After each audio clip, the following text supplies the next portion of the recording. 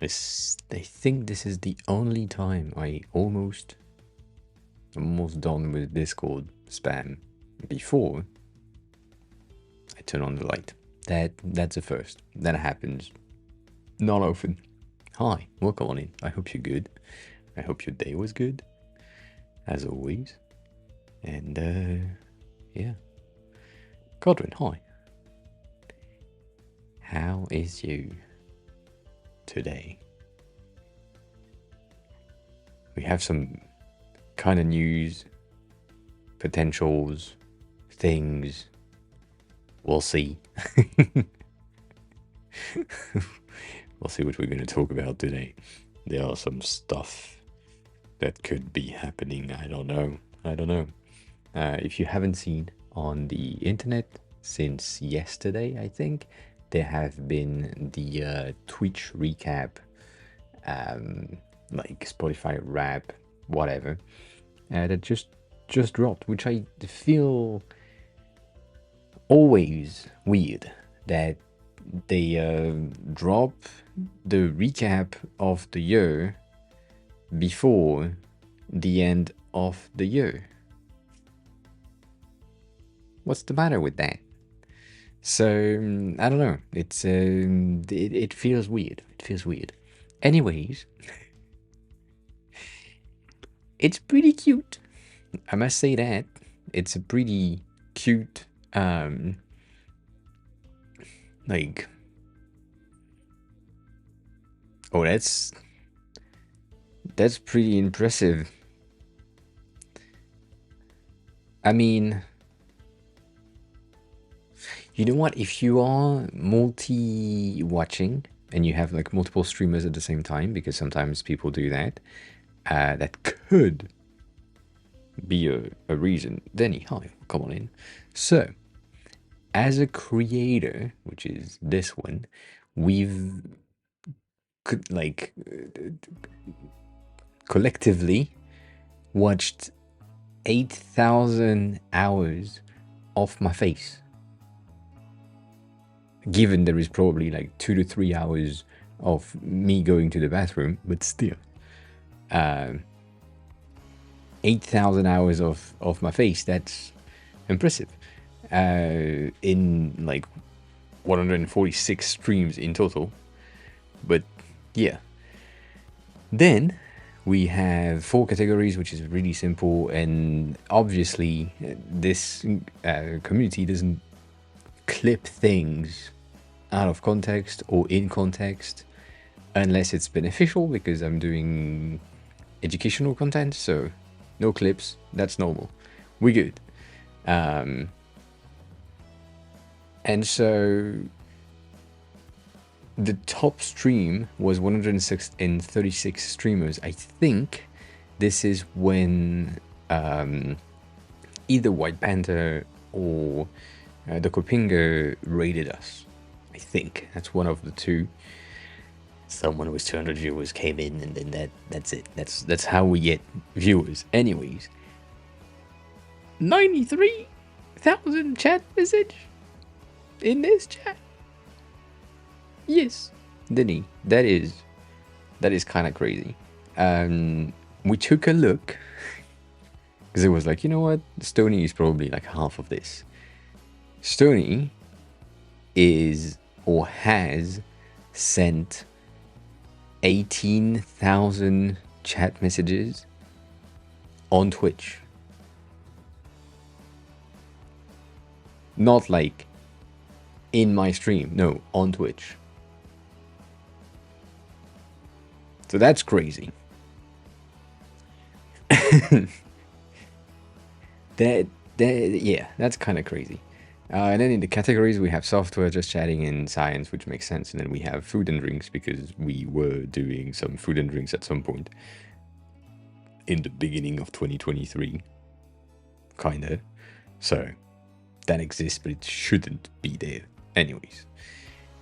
Obviously, UI and Figma are the top tags, and ADHD is also really present, so that's pretty cool. We appreciate that. Some of the emotes that were really used, This one? Really, guys? Really? This? All right, cool.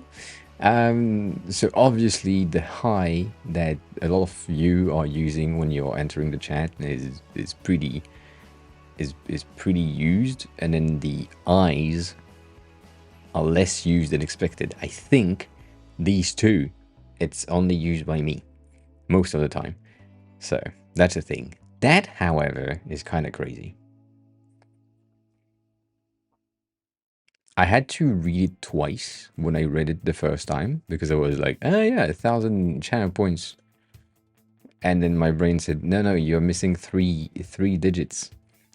It's 1,600,880 channel points in here. That's a lot. That's a lot. I get it. You need like, I forgot how much for the VIP badge, and all of you are VIPs already, but still, that's a lot. We had 683 followers. I'm hoping we can reach the 2K by the end of the year, but I doubt it now. But that's pretty cool so far. I do like it. I do like that number. I wish we could have like 1K a year. Could be neat. 155 subs in total and 118 gifteds. That is, I appreciate that a lot.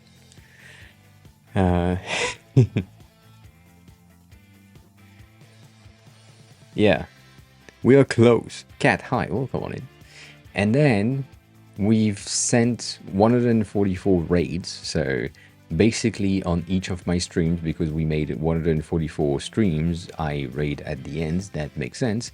However, we had a nice number for the raid received. So 69 people came back. So that is on point. And a lot of people have given me shoutouts. I'm guessing, which is kind of interesting, not all of the raided streamers shout out the raiders, which is kind of sad. But still, that's pretty appreciated. Some of the top people in there, we have Denny right in the center. Kyler is like top fan. All of these things are pretty interesting. Kane, which hasn't had the ability to be on stream because he's currently sleeping. Jeannie, Stony, obviously, Sakay, Maddie, Cat, right there. And Sassy have been the loudest fan, so I don't know what that means. I don't know what that data is. I don't know if it's like the people that talked about me the most, the people that talked in chat the most. I doubt it. I don't think it's most messages because technically Seke hasn't been in chat that much. Sassy is mostly lurking most of the time and currently absolutely sleeping because it's like 3 a.m. for her. And it's kind of weird. Like Stony should, I mean, I don't even know if it's like in order as in 1, 2, 3. I don't think it is because Stony should be here, but you know, I don't know. But that's interesting. And then on the other end of, yeah, maybe everything at once. On the other end, as a viewer for my filth, which is light mode for some reason, I have watched 510 hours of streams through 222 days, meaning that technically I stayed an average of 2 hours per streams. Kinda. That's pretty neat. And then I'm in software, just chatting, art, which makes sense. So that's basically, that means I am James, stream a lot. But yeah, that's it. The emotes that I use, basically every time I rate someone and I need to go back to bed, that's the emote I use at the end. So it's normal that this one is here. And then this one is also really highly used. Yeah, I mean, you spend time in other people's streams because they stream while you're awake. Most of the people that I'm used to watch streams while I'm sleeping now. So that's a change. And I basically don't have time. The only person that I can catch the stream of is Salma now, and Kat sometimes if I wake up early enough. But yeah, that's a lot. However, I sent a lot of chat messages.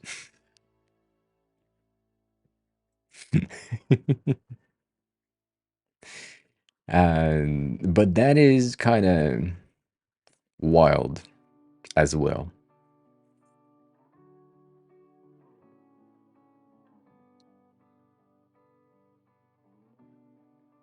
$170 from me to you? That's a lot. Knowing that obviously you have the redemption here that gives you the ability to make me gift subs, and so that helps the counter, but still, this is kind of wild. So we do appreciate that. And then these messages, that 2.1k messages is in Cat stream. That's it. Because the only channel that I mod is Sakei and Cat. And so Sakei not being streaming. That's yeah. That's it. And apparently I am a top Twitcher, a category champion, and a gift giver, which makes sense. And I got the badge that we saw yesterday. But when it comes to this, I spent 76 hours in White Panther stream, 47 in Cat stream, and then 25 for the last 3, which is kind of crazy to have like 25, 25, 25. But yeah, I wish I had like the channel points for each of you. That would be appreciated. But no, just for White Panther. So whatever. And then there is this clip, which is like a randomly selected clips with nothing inside. So yeah. But it's kind of nice. It's nice to have a recap. It doesn't mean much, to be honest. But yeah, and Codwin, your 5k hours, I mean 6k technically, watched, that's a lot.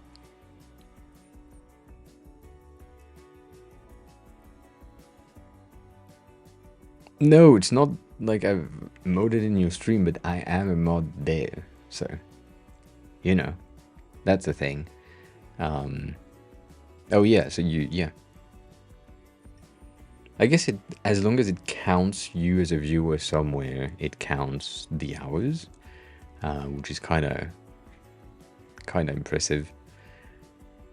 But yeah, that's pretty good news overall. And I'm also a really heavy lurker. So when I enter a stream, I say hi sometimes, most of the times, and then I just do other things at the same time. Unless there is a discussion that is interesting, but yeah.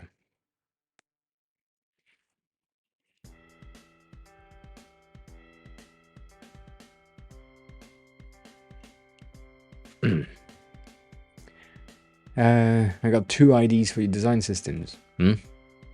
Tell me. And Fruitis, hi, welcome on in. See, Fruitis using the hi emotes, that's the reason why this emote is the most used in this channel.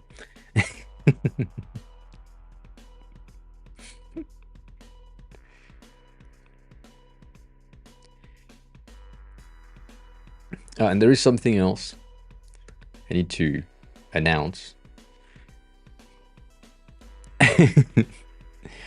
Since it's been like about a month now, I've been working on something. Not really showcasing what I'm working on, as always. I'm always submarining the work that I'm doing, and then when the release happen, you know what I'm talking about.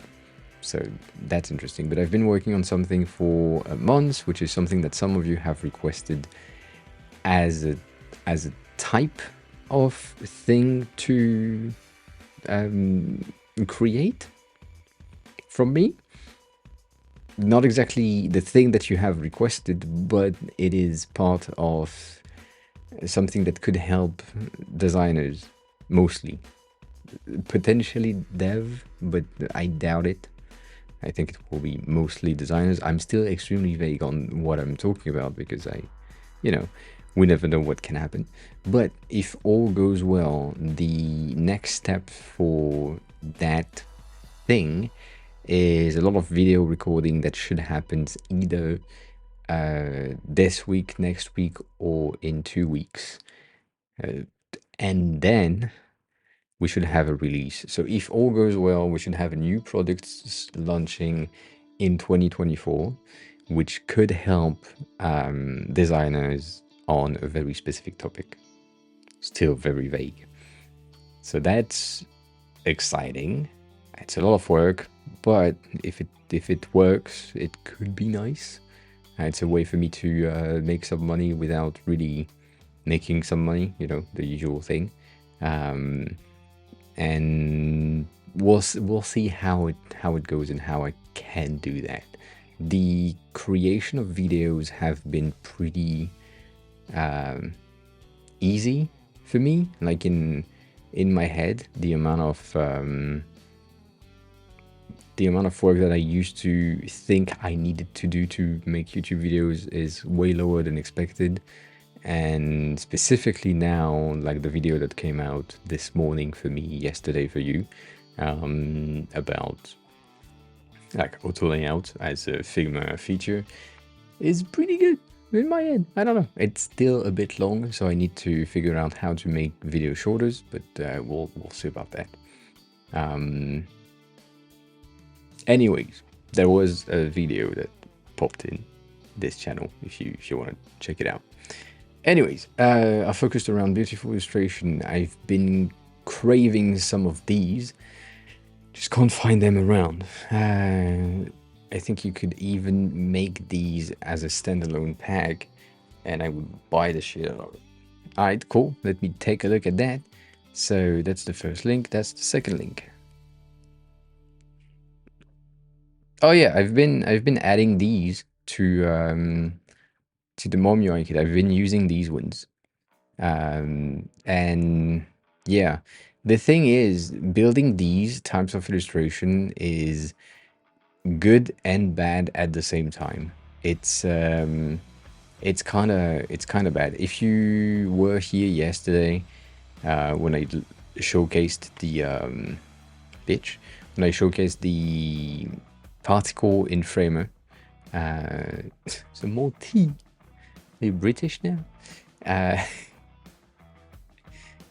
Right, Denny, like the shit.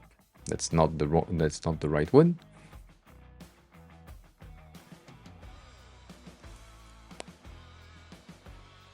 That these, right?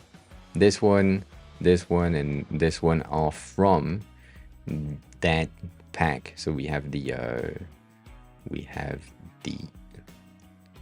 particle, we have the lines, and we have the pixels. All of these are here. Really simple to recognize. And the thing that I did and talked about yesterday is animating this one to have a bit of a feel of particle going through. So yeah, so I played with them and animated some of them to make sure the one that I want to animate here is making the individual pixels having the ability to like light up and not light up, but it needs to be individuals. So in order for me to make that happen, I need to Like,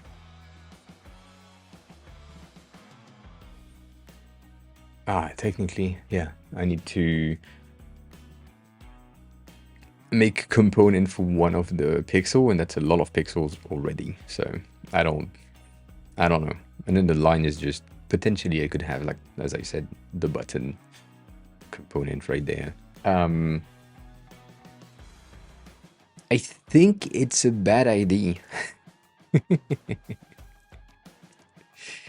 I think these, even though good, right? Don't get me wrong. I think it's good illustration, and James has like really good illustration skills as a general thing, like these placeholder and all that. I don't feel like they could be used as a UI kit base illustration. They could be used for like placeholder in terms of empty states, but other than that, I have a hard time thinking about them as a use case for everyone. I did some of these in the past, like a while back, for the previous UI kit that I did in the previous company to have like some presentation and shit. But like if you're here, which is the one that you shared, like that illustration is related to that title, that illustration related to that title, even though this one is kind of can be used everywhere, and this one is like a discount on payment or whatever. They still are located with something very specific, and for the UI kit itself, what would be interesting is these design pattern recognizable, like clay-ish mockups, representation, illustration for thumbnails of the categories. That makes sense. But other than that, I don't think I would be able to have these types of illustration elsewhere, mainly because, as I said, they need to be very specific to the user and the use case. So if I make them available in the kit, and like you have something that is associated with the kit but doesn't match with you, then you will need to edit it anyways. And I feel like I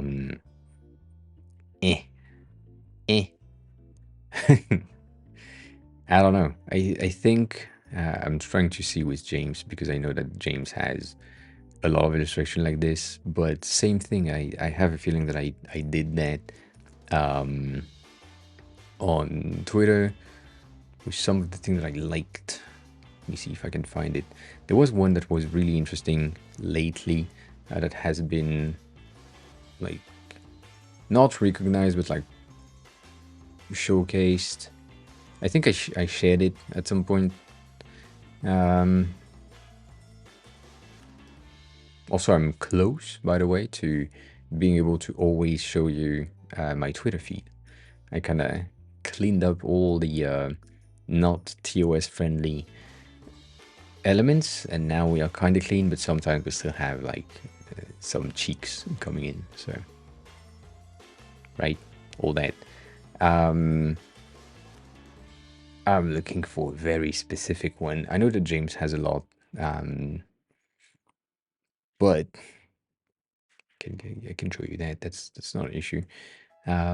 These ones, right? These ones are really cute, and she made a preview of how she built them, and it's really simple. Like overall, I mean, she makes it look really easy, but it's a really simple way of illustrating things, but it's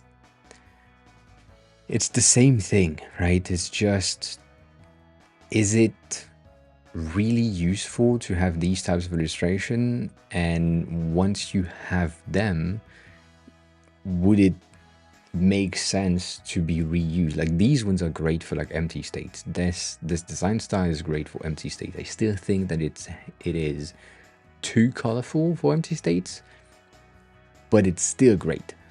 And so that as a whole could be something that I do, because as I've been saying in the past, the empty states illustration that we have here, we made them because we had to had empty states illustration at some point, but I don't like them at all. So a style like this could be interesting, but I feel like if I'm doing something really similar, then it feels like I'm just duplicating their styles, which is not exactly true. And there is like plenty of options. Like these things also are like really cute, not much of content, but still, this is a really cute interactions and all that. Basins, hi, welcome on. How are you? So that could happen. Same thing with Blanche, which is doing like a lot of cards lately, black cards. That maybe, but it feels like everyone is doing the exact same style. Like this is the James style, or the current style of illustration. You have the grid pattern in the background, you have the highlight at the top, which is basically what we did yesterday with the testimonial section, to have a card that is like up to date with our design systems and design trends. That makes sense. But it's just, it feels that, I don't know. I don't know how I feel about it. Like that's one of the things that I kind of had in mind when I did the pixel grid yesterday. It just didn't work for the thing. Anyways, all that to say, I am yeah, maybe it depends, kinda. What's the news? The thing is, they are all very much too generic. Nowadays, I'm not doing much, sadly. I should do more. But I used to do 4 hours daily, if not more, of inspiration looking, just scrolling dribble, Behance, Pinterest, all that, to find the right way to feed my brain with things that would help me. But yeah. Yeah.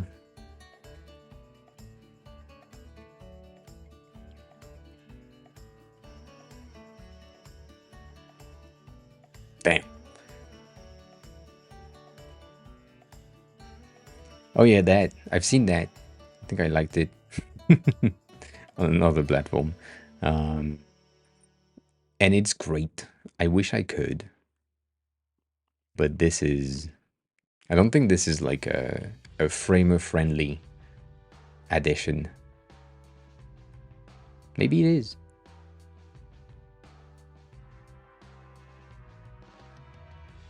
But yeah, that's great. That's a really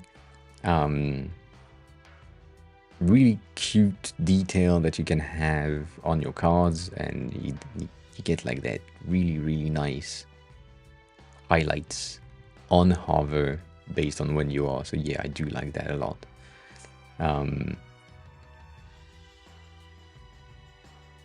Yeah. The thing is, then yes, 100%, to make sure that I just finished the thought that I had about an hour ago now. 100% it would be interesting to have illustration, but I think greatly that they would be better to be empty space or empty states related rather than something else. And so, or potentially like specifically related to a topic. Like I don't know if I still have them. I don't think I do, but you know what? I'm a check the graveyard. Maybe we have something in the graveyard. We don't have anything in the graveyard. Holy shit. I lost a lot of content in there. I've done, or I worked on a very specific illustrations type for this product a while back, and it was pretty Was pretty nice. Where was that though? It was in the. Uh, I don't think.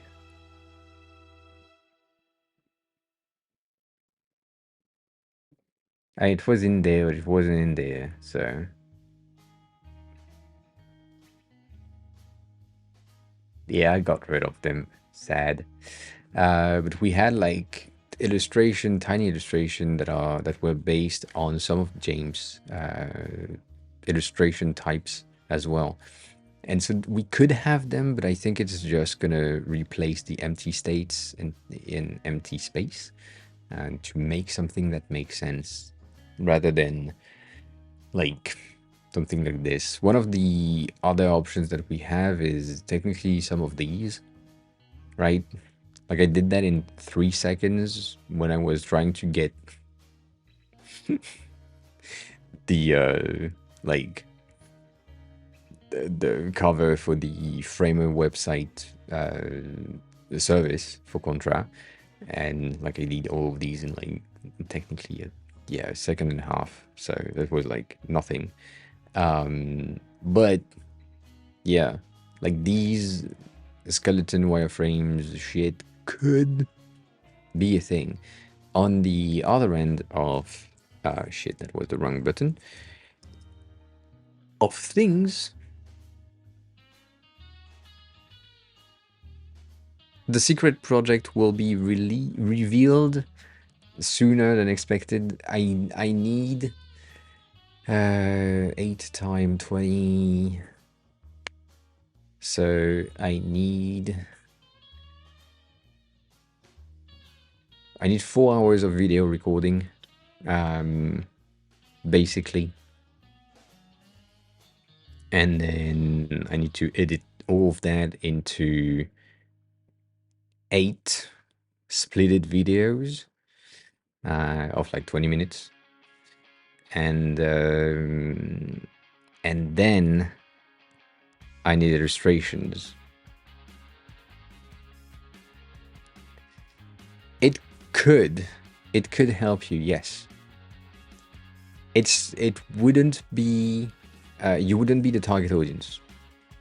Let's be clear on that. It is a topic that I've been touching on for the past 4 months. So if you've been here a while, you know what I'm talking about. But you don't know, it's a secret.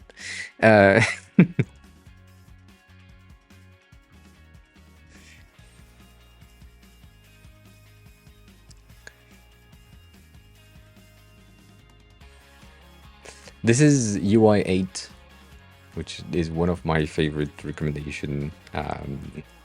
UI8.net. It's really, it's a marketplace of things that you can buy and use in your projects. And so I'm just using these to locate the empty state sections, because we have a ton of them that are available in here, and like some of the illustrations that I have currently are really based on some of these things as well. And so if we were to like deep dive into the empty states sections and or like create something a bit more personalized, I don't think, Denny, going back to your question, I don't think it would match with the UI kit just yet. However, because we're supposed to do the design pattern with all of the design pattern that exist, and then when we have the patterns, we can reuse these patterns into page design. So if we do things like I'm thinking about like Align UI or Untitled, which are doing the same thing, but like Align is kind of good in terms of what they do have inside. So for example, they have the financial and banking dashboard with previews and shit, and that technically implies that you will have the need for the dashboard as an empty state. And so for these things, yes, they will need to have specific and targeted like empty space illustrations, which will work better than the one that we already have. So I think until we reach the points that we have templates, which is not yet, right? Remember, we are following the call to inspiration categories. We've done the first row, so technically we still have a lot of things to do, as in alerts and calendars are done, but claims, we don't have that. We don't have footer design. Like, we need at least 2 to 3 footer design to help with building landing pages. Coach mark, we don't really have that. This is like some sort of a tooltip-ish to be defined. Forms is a tricky thing because we have all the elements to create the form, but maybe it's needed to have like a new user form or a new project form, something that helps. Carousel will be useful, so that's a pattern that needs to happen. We have sidebar for navigation, but we don't have horizontal menus just yet. We have tabs, but not the menus that is linked to it, so we need to combine the drop-down menu and the tabs to get that to work. So all of these things, right, that I need or want to have. Once we have all of that, we will have the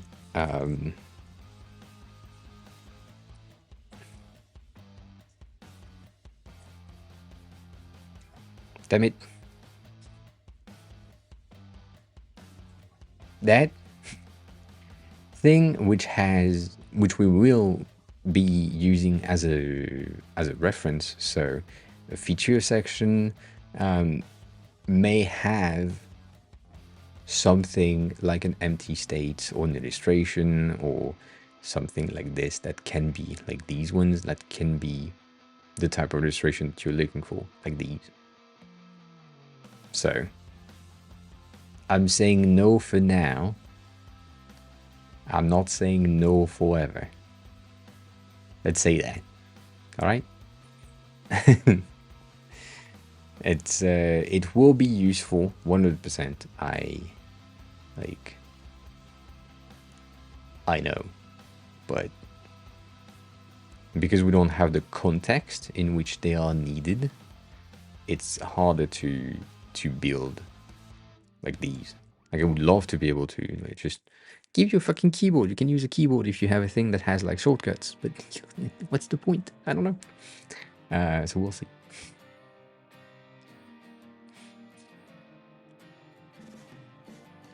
Also, I forgot my drink. 1 second.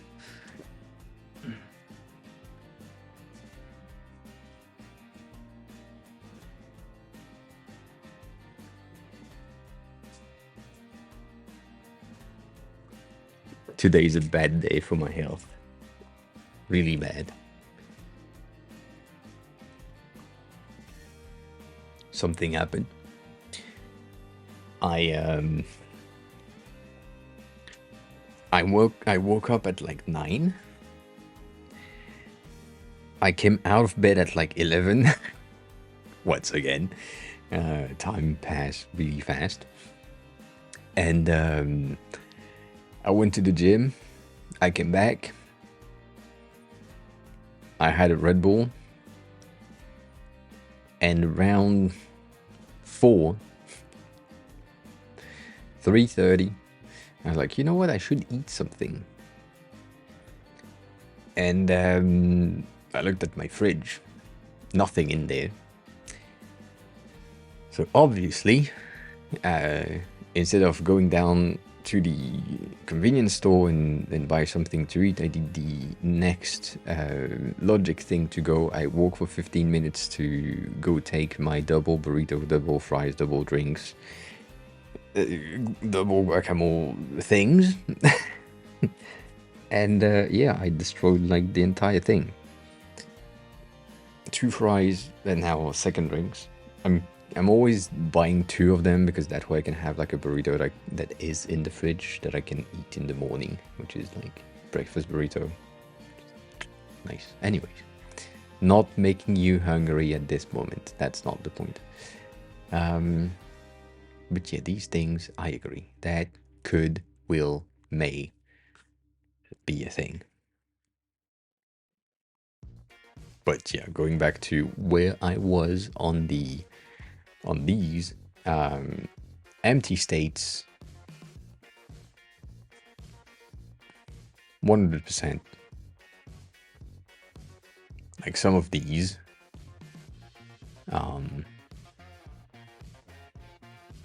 we've used some of these in the past, but yeah.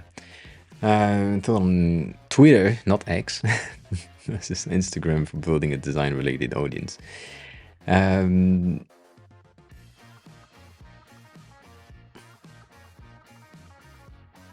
Yeah, so I had the same thinking. That's why I have so many Instagram accounts. But there is like a debate on Twitter about Dribble having changed something, and I have no fucking clue what the fucking discussion is about. Like I have seen no news, no change, no whatever. People are still saying that Dribble is like, no, not the visual changes. Like there have been, I think it's Dan that said something about it.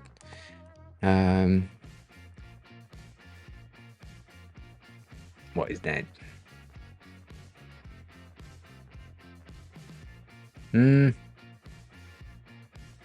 I doubt that it's here. But yeah, there was like a. I wish I could search inside of Dan's stuff. Wouldn't that be easier? Whatever.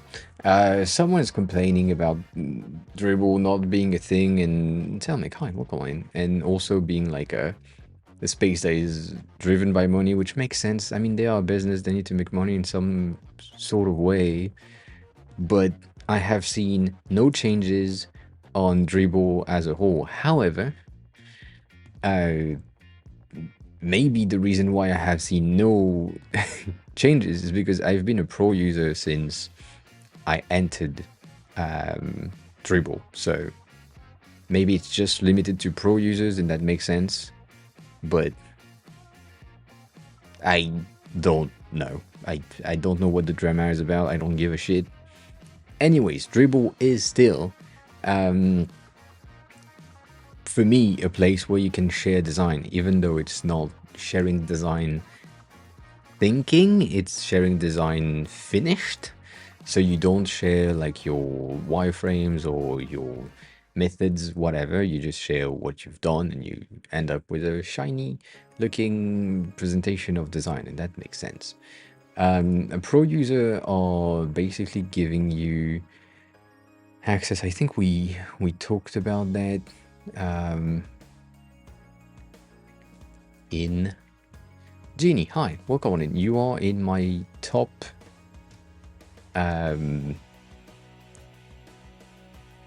watcher people there. Where you at? There.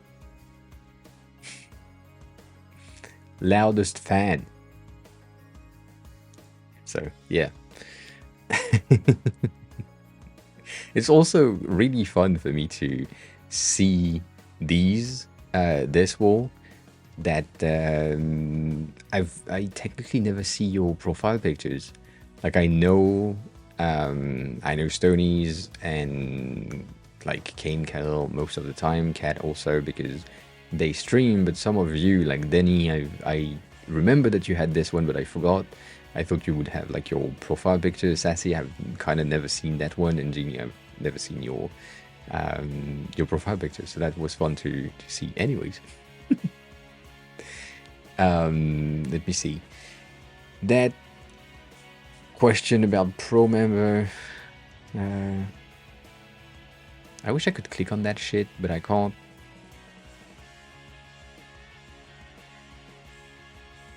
Hmm.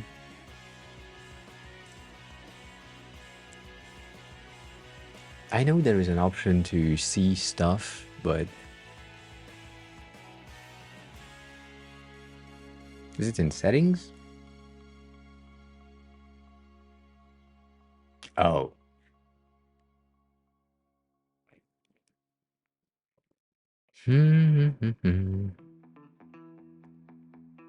That. Huh.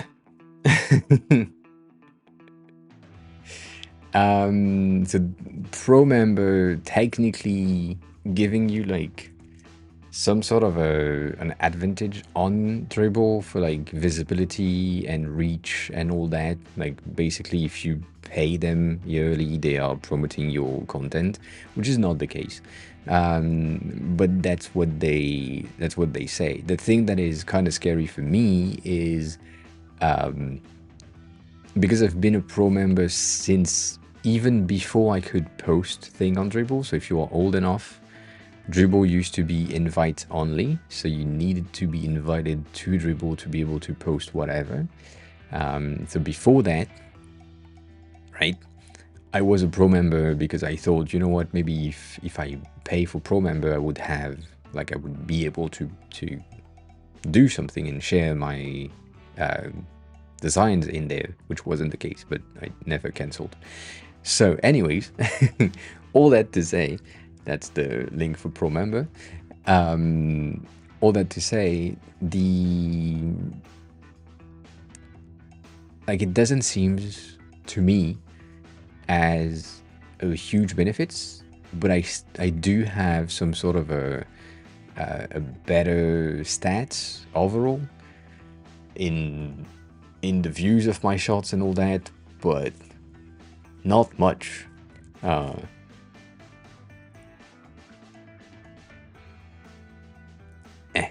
you know. So debatable. I don't know if it's true. We had like a day at 900 views, which is kind of bad when you compare to these. These numbers, holy shit. We will have the same numbers in a second, but it's just like because we had like 3 posts a day here, and then hospital hit. No, and we caught up with the icons, and then the hospital hit, and then nothing for fat ass months. So not great. Anyways, I haven't posted the duotone line icons on Dribble, and I'm waiting for Twitter to be done with the automation so that I can like automate them again. But here, it just take a while to set up. So whatever. And yes, we've had that for the people that are on Windows and are wanting to get Arc.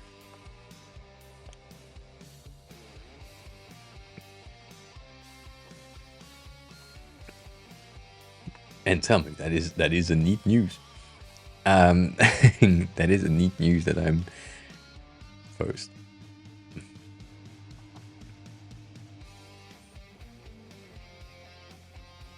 I did a recap of my recap in the beginning of the stream, and people was weirded out by the fact that I've watched Twitch for like 500 hours, and that's it.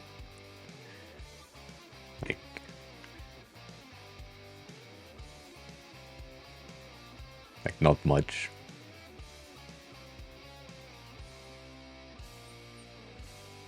We have a nice number right here. That is a neat number. I want to see Ishan number just because it's been like gifting subs everywhere since I met him. So yeah.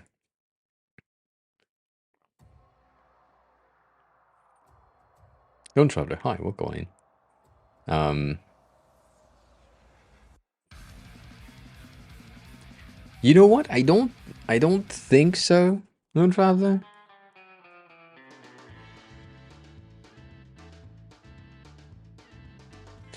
Genie, no, it's not broken. You are broken.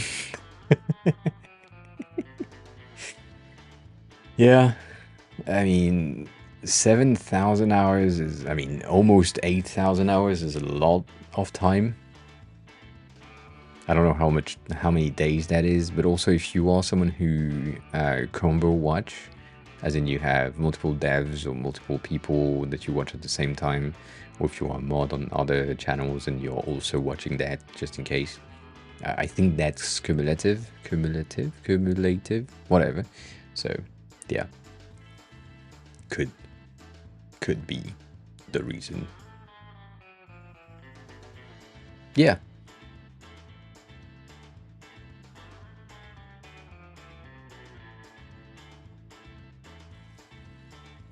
So yes and no. Rather, I would say it depends. A lot of companies are saying that they won't, and right, Figma wasn't supposed to sell, and then Adobe was like, you know what? We have 20 billion with a B. Do you want them? I mean, that's kind of that's a number that you're like, nah, I'll pass. No, not gonna happen. Um, so like technically, if they did the thing right, right, they could give 1 million to all of their employees on the spot and still have money left. So that's kind of crazy. Um, but obviously they didn't do that. They should have, but whatever. I don't think it's the end game. I think a lot of companies, and I've had an argument with my ex boss about that because his vision was to be acquired at some point, and I was like, oh, so you are basically running the company in the hope to be bought back, to have an exit. And at the instant I learned that, I was like, oh, yeah, I lost all faith in this company doing great. Because your goal is to be bought back, that means your intent is not on the user, and you don't want to have a good impact on whatever company you're trying to help. So I don't know. It's the.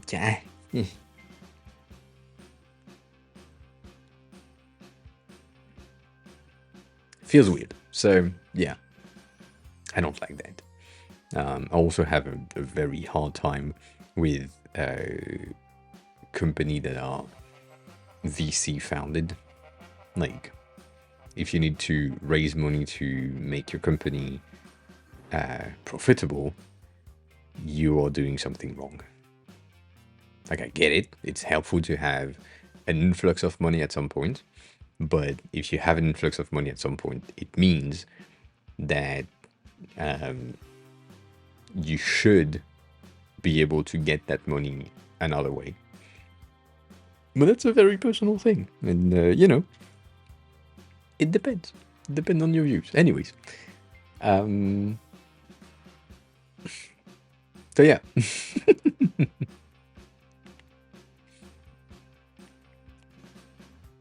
that's about it.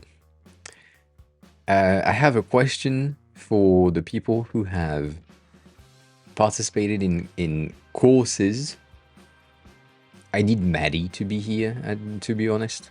But I need to know things about Maven, whatever.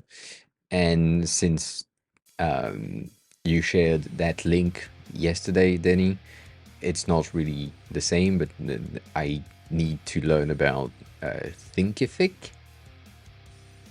I don't know how it's pronounced, which seems interesting, but I have no clue just yet. So if you have information about Maven or this thing, Thinkific, whatever, I want to know. I'm giving you the least amount of information. Um, so yeah, that's I guess that's about it.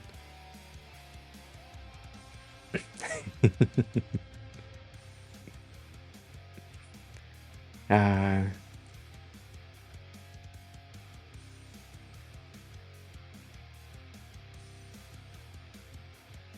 you sure? Nah.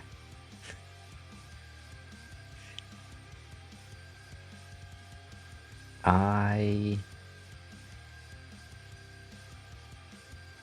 don't know.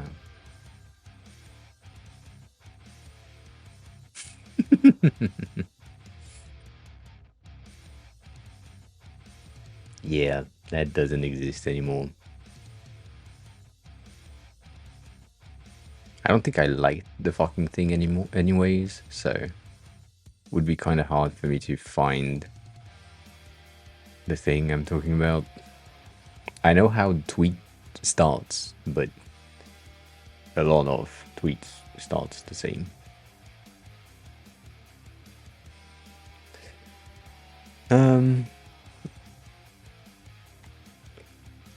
So plans are here. Mom! We're continuing to do the patterns today, if we can.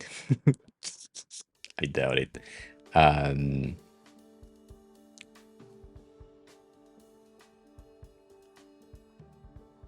Which I think the claim is the current template, not template, but patterns, but that we need to do, and I don't see the use case of claim per se. It's basically a section with text, so I don't know if it's useful. Is there anything specific I want to know? Yes. So Maven is cohort, which is like half asynchronous and half live. So basically you need to have time to get the course to flow, and then the other one Thinkific, whatever, I think it's entirely asynchronous, meaning that if I had like a course, or if someone is recommending or is looking to find a place to build a course, it can be like a video based course and that's it, and that could be really nice. But yeah, I don't know if I just have like one course, it's kind of free, so that's neat. Like this is pretty simple, but you know,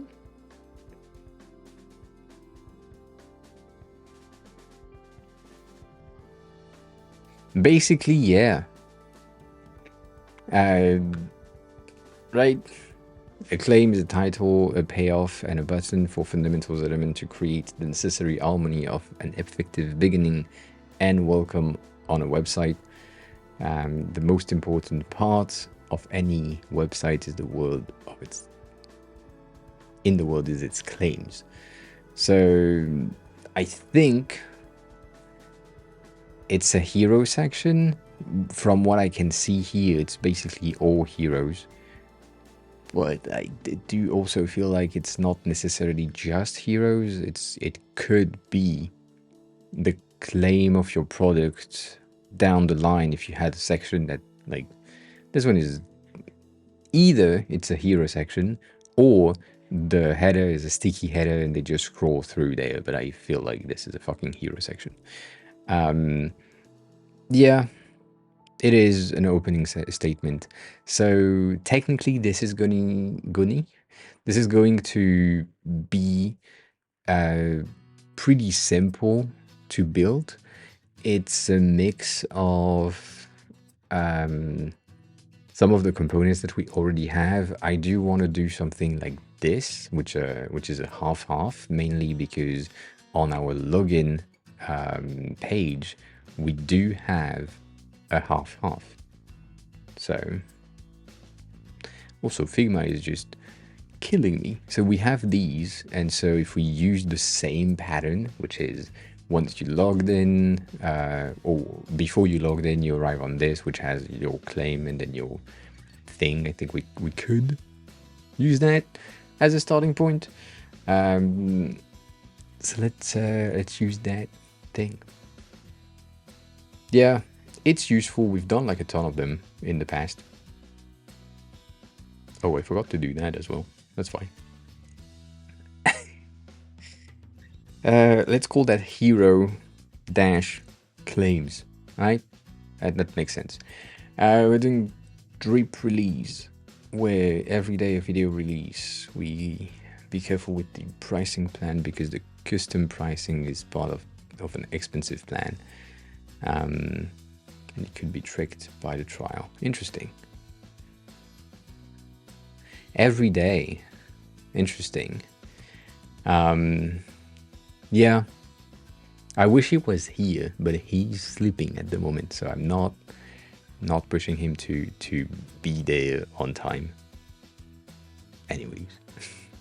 He will wake up in like 3 hours, technically. So maybe one day. I don't know.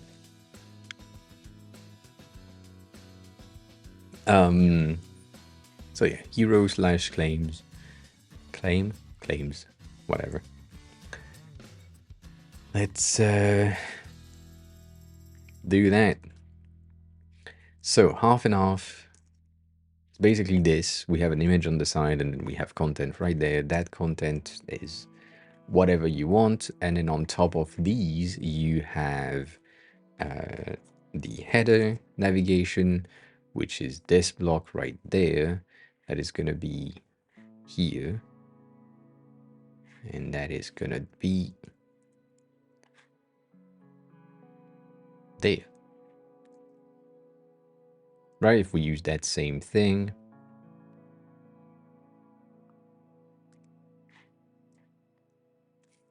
Cool, done.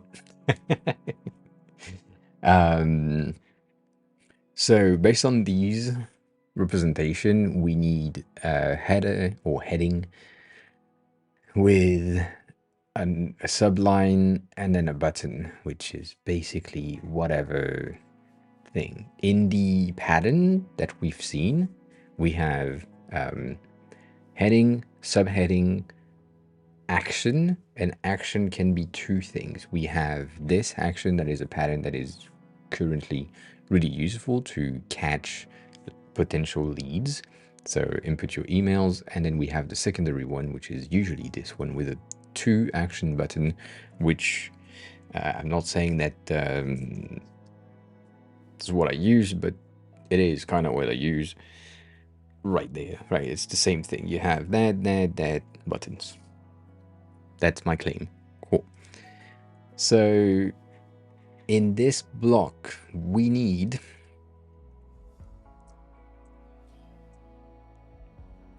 that. That's gonna be fat as fuck. That, yeah, something like this. Let's fill content, make sure that we have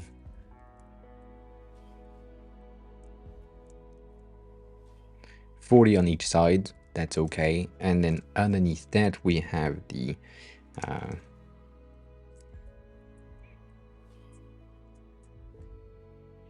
right. That subheading would probably take 48. That's kind of big though. 36.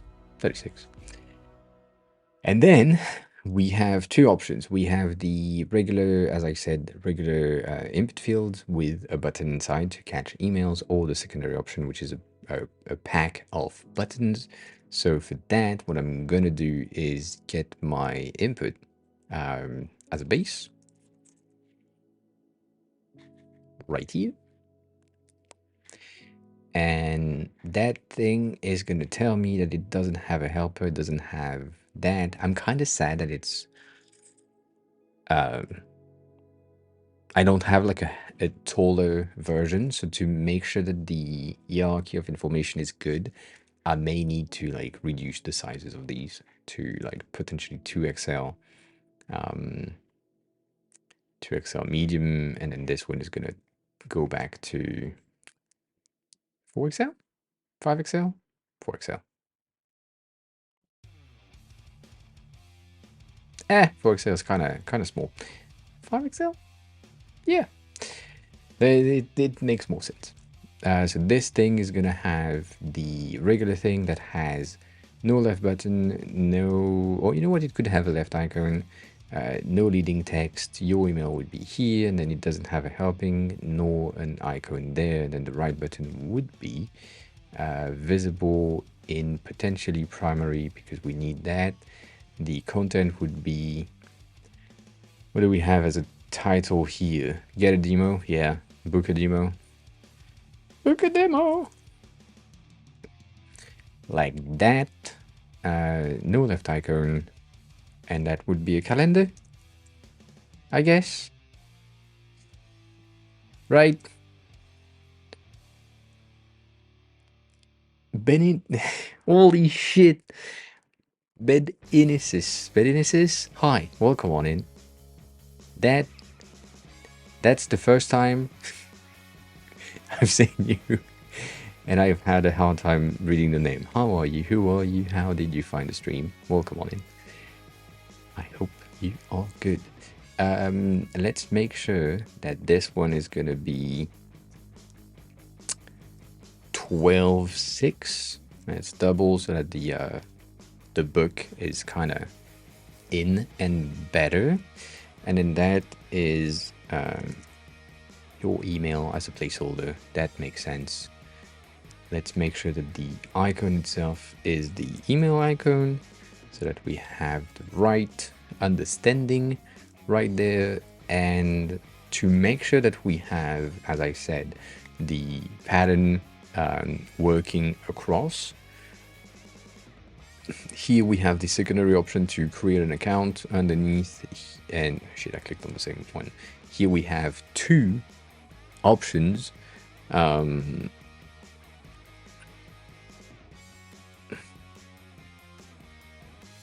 Yeah.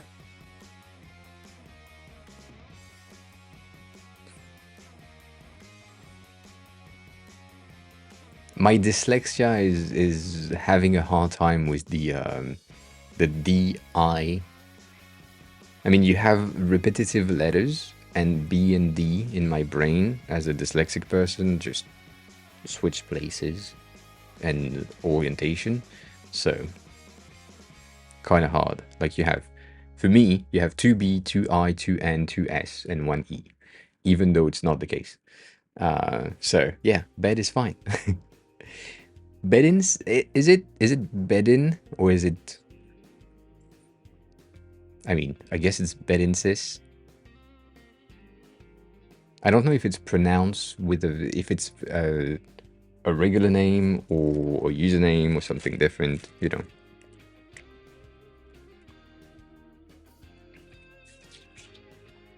Yeah, bedinsis. That sounds cool.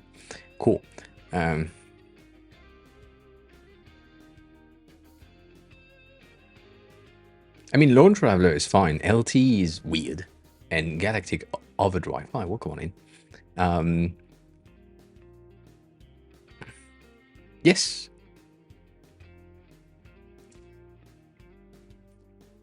Do you have the Steam version? I have from the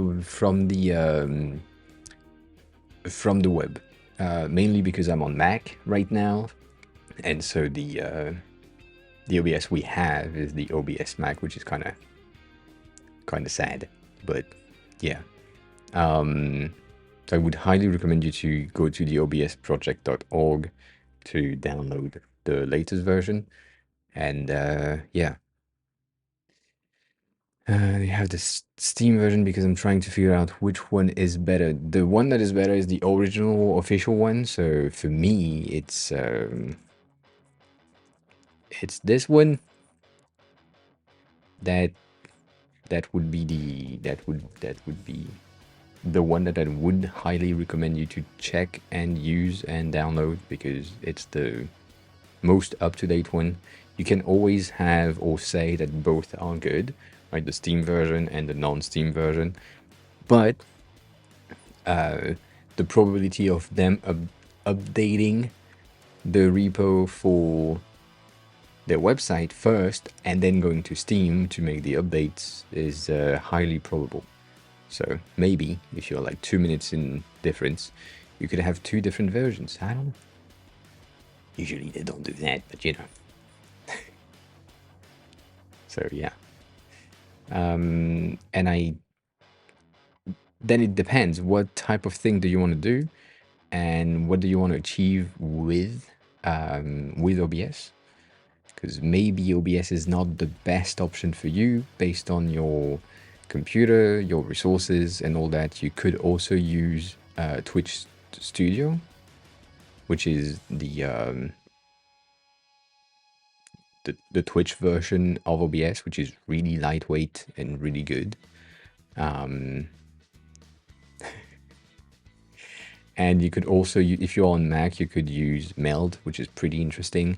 It uses metal rendering directly from the Mac, which is kind of better. It doesn't have some of the features that I need for my stream, hence these type of transition thing that it can't be done in Meld, but still. I do still recommend Meld as a good thing. And then if you're someone who is interested in 3D, you have Obscure, which is a new-ish kind of thing that run with Unreal Engine 5, and so you can have a 3D like environment where you can have 3D alerts based on Unreal Engine, and that's kind of crazy. So if you're someone who is gaming and who doesn't want to show their face with a PNG, not a PNG tuber, like a VTuber, this fucking thing is kind of amazing. And it helps you stream. Check it out. Anywho, I hope that helps. I hope that helps. If you have more questions, feel free to ask. That's what we do. Do I do a secondary element with 2 buttons? Yeah, I don't know. I feel like it needs to happen, even though it's the same thing.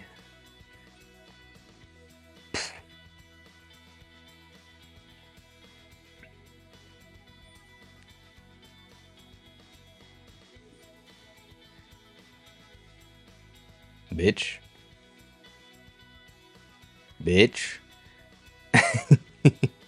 Sorry, that wasn't supposed to happen. So if we take that, I think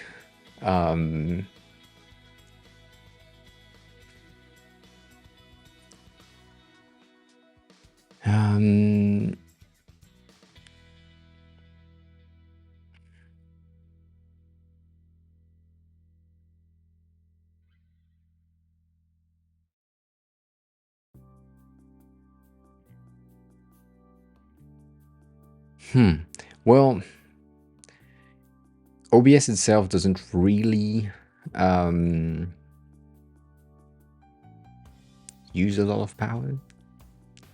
It does, not really, but it still does. As I said, Twitch Studio, like, really could be interesting. Like, take a look at it.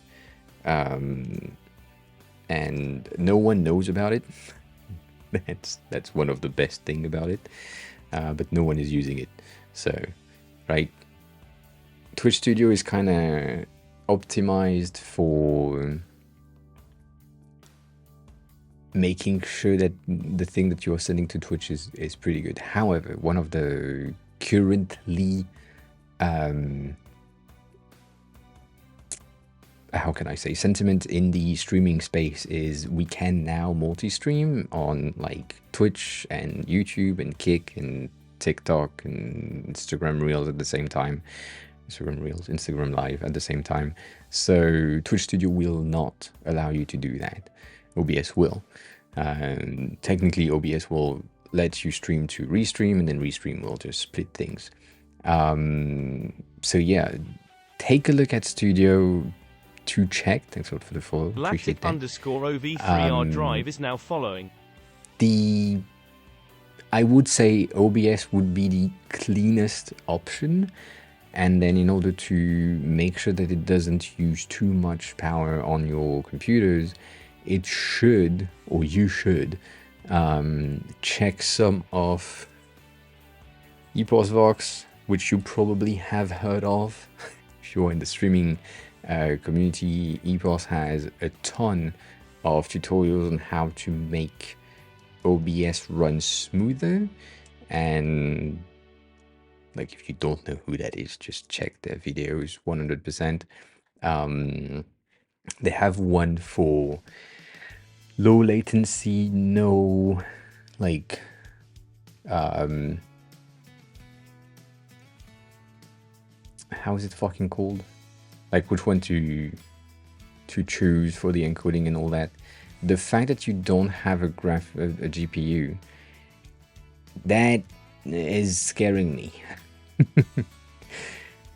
Because one of the benefits of having like a GPU and a CPU that can, if your computer, if both of them are not that good, you could allocate the encoding to the CPU and then the gaming to the GPU, or vice versa, ensuring that the audience and you have a pretty smooth experience while you're gaming. However, if you don't have both, I'm scared. I'm kind of scared. So yeah, EPOS would probably have something. They will hold, like, all of the YouTube channel that exists will recommend to have both options. And I could potentially recommend you to get a cheap GPU if you have space in your PC for GPU. Just buy a GPU, dedicated GPU, instead of buying a full new PC for streaming. If you can, like, give me the specs of your PC, maybe I can pinpoint some of the things that could be upgraded without having to change the entire thing. But yeah, details. And then AV1 is coming in, but that's still not great. So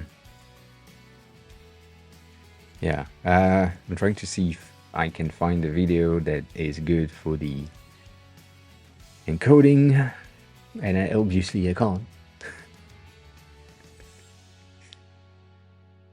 But he has one. He got one for low latency that I like a lot, and I think I shared it a while back on the Discord, and he has another one for encoding, which they kind of worked with the low latency as well, but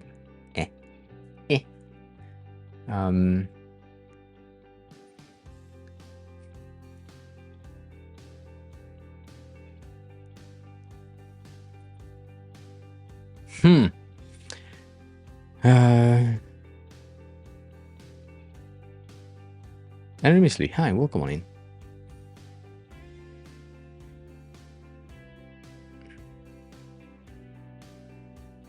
For which site of Stream Element? Which one you were referring to? No, there is no sad, like, I think you were talking about the design help thingy, which is somewhere in there. Anyways, there is no dark mode for Contra, and they haven't built one, which is kind of sad. My bad. So for the webcam thing, you may have issues with it freezing because your game is taking over, and so the, like, graphical power is, like, sent to the game. So sometimes it just the process priority is going to the gaming, which makes sense. And then if you're streaming at the same time, the process priority is going to the game and the stream encoding and all that, meaning that the webcam is like, can't do anything. So you could change some of the settings in OBS to make sure that it's performance instead of quality. I don't think I have that. Let me see if I do have that. I think it's in output, but nope. I mean, I think it's there on Windows, but on Mac that doesn't exist anyway. So yeah, I can't show you. But it's supposed to be somewhere around the general thing. I feel like it's somewhere here on Windows. I do remember it being around here, but Mac OS doesn't have it. Pong, hi, welcome on in. How are you? How have you been?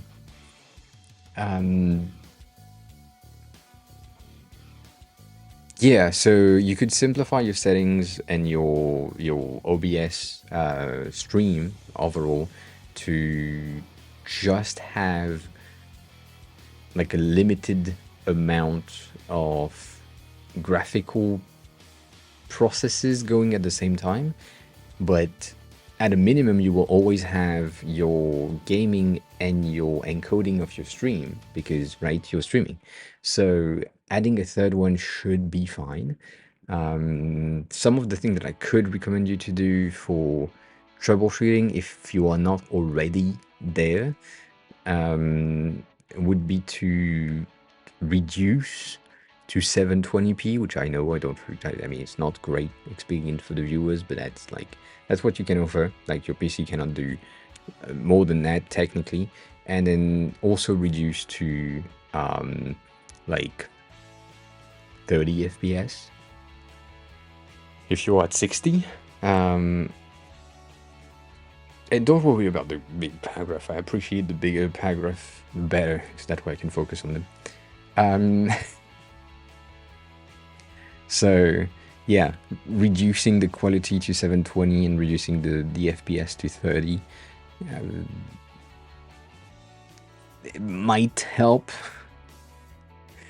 Some of the thing that I wouldn't be able to recommend is fast-paced thing, which is you're doing gaming, which is not my case. I tried once and I hate it, so whatever. But my type of content is really static, not a lot of really fast movement. So 30 FPS is fine. Like, I think now I'm streaming in 60 because I can, but it not really. No, not even. I'm at 30 right now, so that's fine, right? But yeah, like, diminishing the quality of your stream could help. That's one option. And then if 720 is too much, you can also diminish again, which is absolutely bad, but still, it's an option. Remember that the audience is usually more, how can I say that? Like, care more about the audio quality rather than the video quality on the streamer. So you can have a potato webcam compared to like what I have right now, and still be fine. And if your mic is bad, not the greatest experience for the viewers. So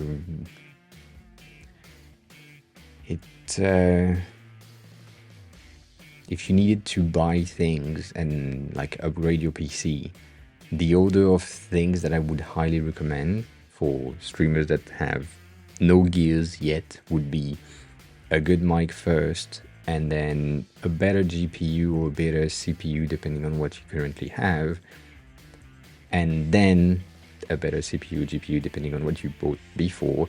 But that's across the span of like a year and a half, 2 years of streaming. You can stream, and I mean, I'm not gonna say that, but I'm not watching XQC anymore. But XQC webcam is not what I have. And a lot of big streamers don't use like cameras in order to have their faces. So don't worry about it. as long as the mic is good, you're fine. Like, think about it like that. So yeah.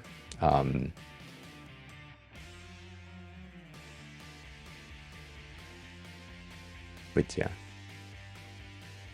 upgrading the PC would be good, or simplifying your settings is a good understanding. Shit. 1 second.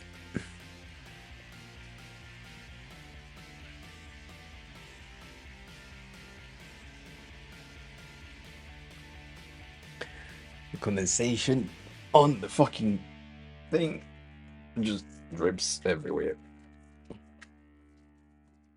Hey.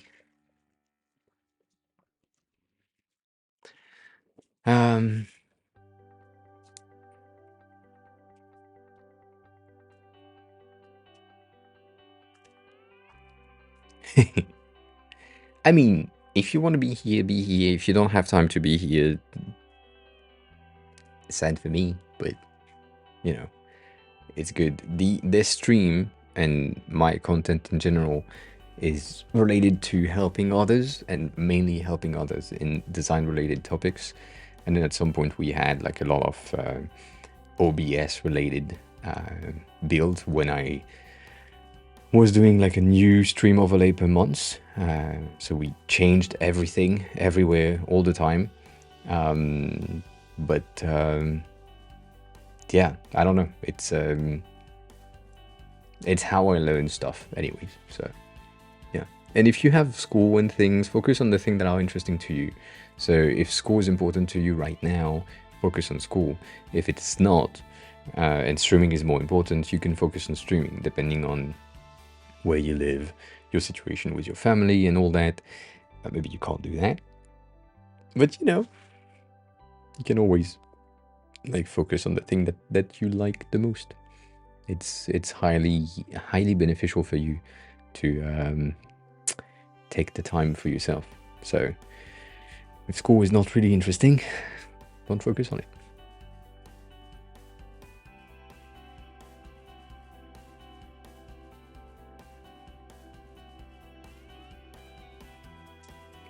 I mean, the fact that you are under 18, but you pass the screening of Twitch saying that my stream is not for, I mean, is catered to a specific audience, it means that you have things in your head that make sense. So, I don't know.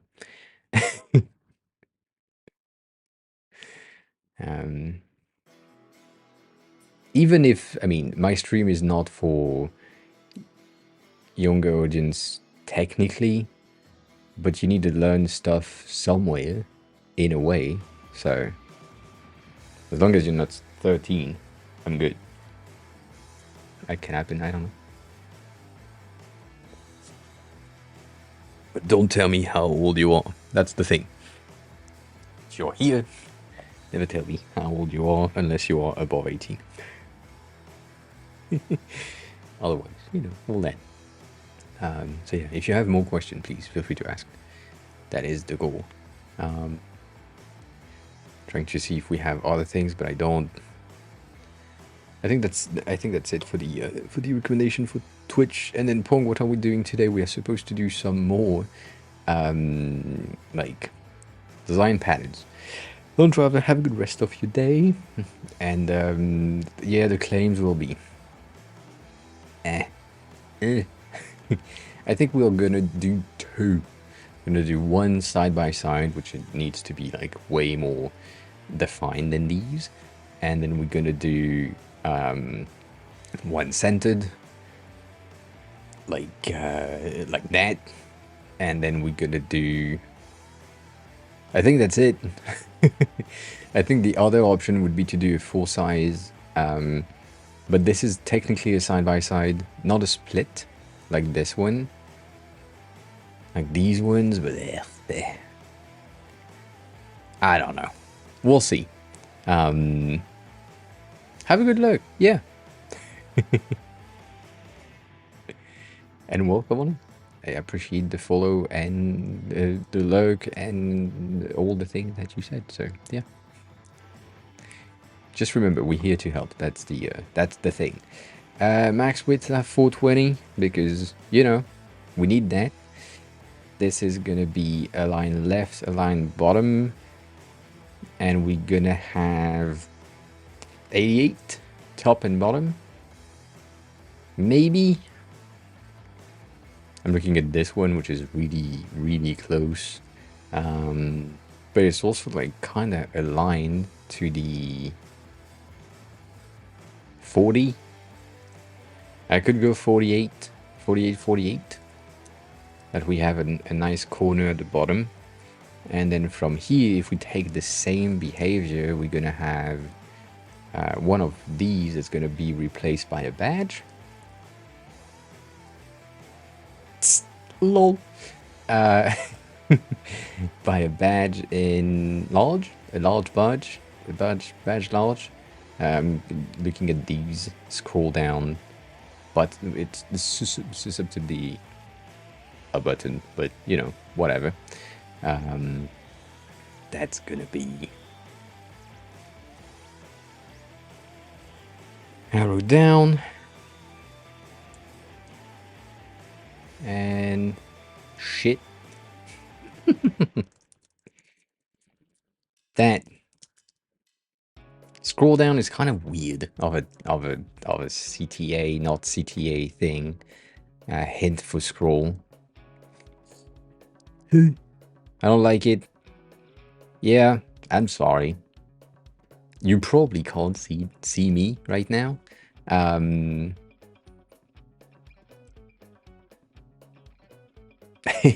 So we are building a thing called Mom currently, which is this UI kit. And so we have built the components, the elements that make the design style guide, all that. So you have like checkboxes and all that shit. And right now we moved from components, because we have most of the components that we needed, into what we call design patterns. Design patterns are basically things that you see on other websites. By using this website called Call to Inspiration, the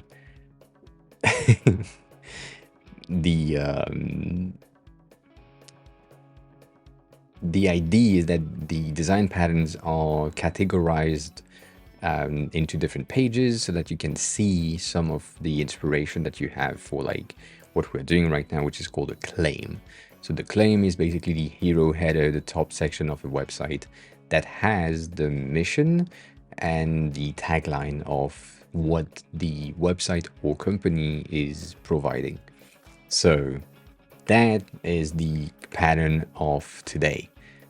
Yesterday we've done the testimonials, so like social proof, and then the wizards, kinda. I forgot this one, but I was lazy. I forgot to finish this one. That's on me. That's on me. That's it. It's done. So today's hero section kind of claim thing, and so we are doing this pattern, which is what I call a split pattern.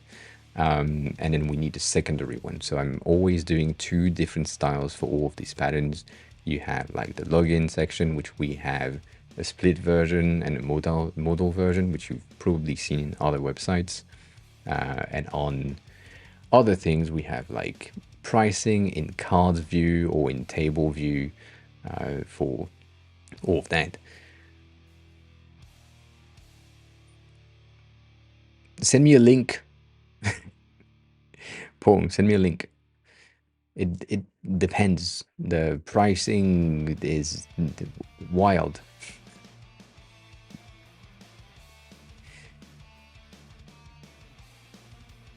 It depends. I'm gonna say something, and then you will cry a second, and then we'll see. What type of redesign? Who does the redesign? Is it me, or is it not me? If it's me, oh yeah, this one.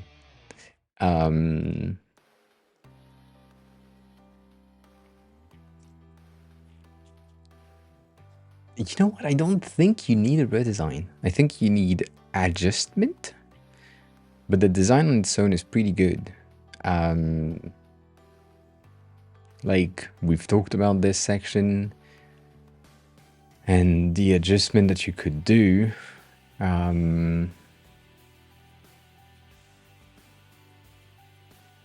Yeah, Galactic. Yeah, I am a UI UX designer, product designer, whatever you want to call them. Like website designer is a thing. So yeah, I do mobile design too. Yes, but shit.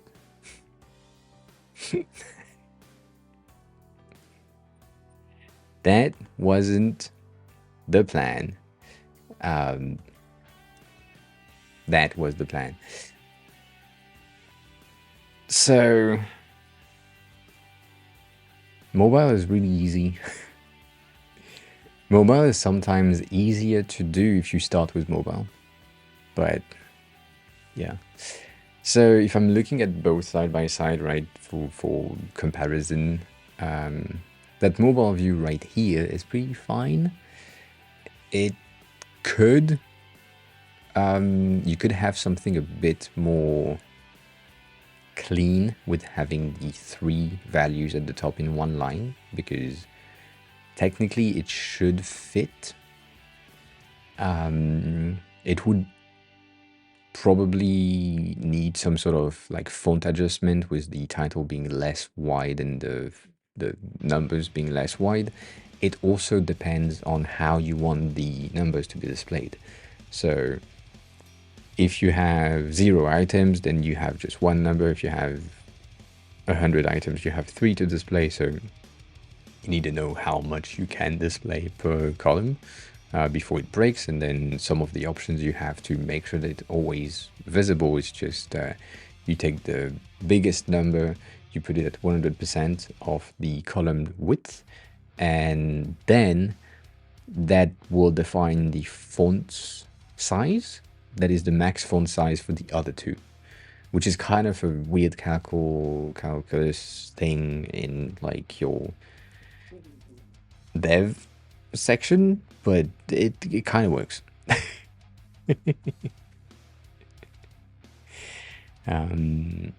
And Galactic, have sleep. Sleep is important, and yeah, it's 5:39 for you. So yeah, no good. If you need to wake up in 3 hours, please get some sleep, get some rest, take care of yourself. We'll send you in the next one. Or if you go to school, or some days where you don't have school in the morning, whatever, and I'm still alive, you can come back.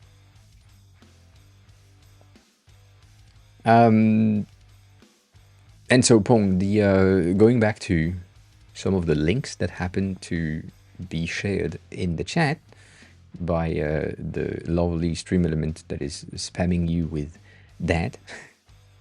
If you are looking for like help for redesign and like design consulting and all that, I have options. So depending on how much time you want, you have some pricing IDs. Everything here is heavily discounted based on what I'm usually charging. The reason for that is because Contra is not for my price range at all. Like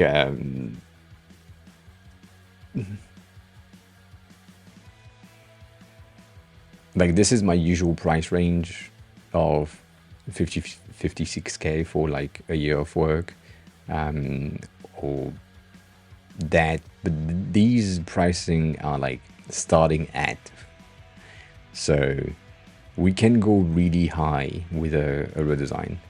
A website redesign is usually 30k for me, around there.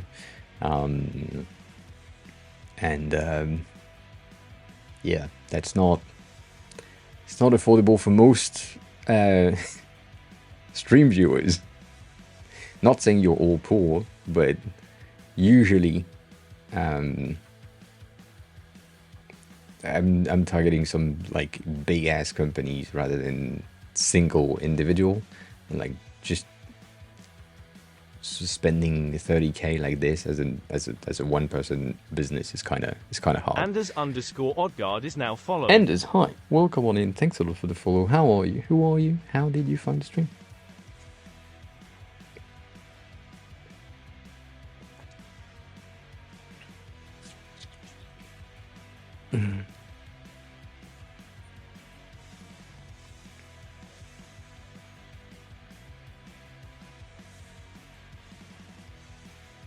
Yeah, take care of yourself, please. Please sleep.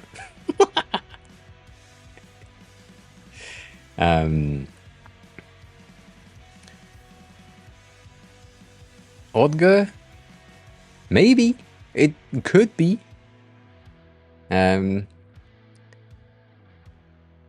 Yeah, it's not much if you think about the returns.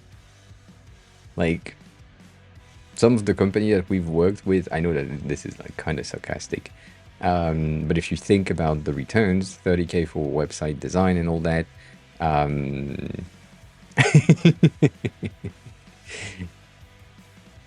it's like, if you have a product at like 300, I don't know, $300, and that website is bringing you 10,000 leads, well, 30k is kind of not much. Anyways, let's do these. That's pretty okay. It's not great, but that's pretty okay. I do feel like these two should be some sort of a hard content instead, and a line left. Some of the representation we have are also like a line right, but I don't know, it feels weird. And these ones are two, so if we do the same behavior, we would have this one in secondary gray and then this one is in primary. That makes kind of sense. And the scroll down, the thing that I wanted to do before I had all of these questions, which I appreciate the questions as always, we can take the mouse scroll thingy right there. There is no rules. There are no rules in UI. I was watching a video earlier today, and that sparked something in my head of I need to do a YouTube video about design myth, like the top 5 design myth or some shit like this, because I don't know, the person that was doing the video started the thing as knowing how to do layout, and they said something along the line of you need to have a grid, you need to follow a grid pattern. And I've been designing for 20 years, and in the past 17s I have never used a fucking grid system ever. So this is bullshit. Anyways, there was some myth in the past of user don't scroll. That's bullshit. They are helpful, but you don't need them ever. Like if you do everything with like percentage of your page, like this one is a 50%, this one is a 50%, that's good. Then we are here. I don't have a grid set per se on that. The thing that I know is that above 420 pixel width for that element, it becomes kind of hard to read and scan. So it's just set to a max of 420. It's filling the container, but it's set to a max of 420. But it's not really a rule, it's just like There is no grid. It could look like a 3-column grid, but it's not the case. And then if you look at websites like let's use Align because it's pretty good. Anonymously, yes.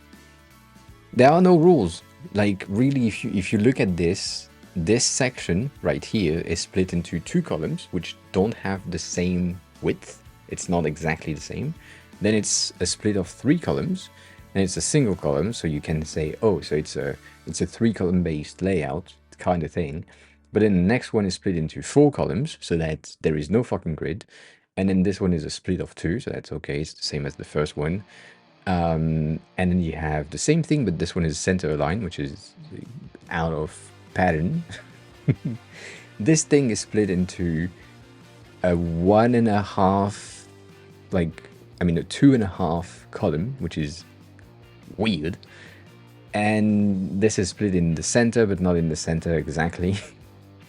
And that's the opposite. So the website is great. It works. Like, this is a 3-column based. This is a 4-column based. Nothing makes sense.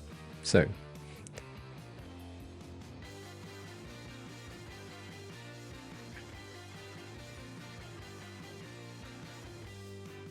there is no grid in there. All that to say, this is a fucking myth. And also the user don't scroll is a thing that is just killing me. Has been killing me for the longest time, because if you do your design well enough, which is like technically having something under the content, people kind of start scrolling if you have something that hints that there is something underneath. The example that I could have or give is this one. That could 100% give you the idea that there is nothing more than this, because I don't have a hint, which I should, but I don't. But that, like, in this one, maybe I could have like a scroll down type of hint right there. Anyways, all that to say, in UI you don't have much rules. You have best practices, and you have what we call proven patterns. And so I'm guessing, Anders, you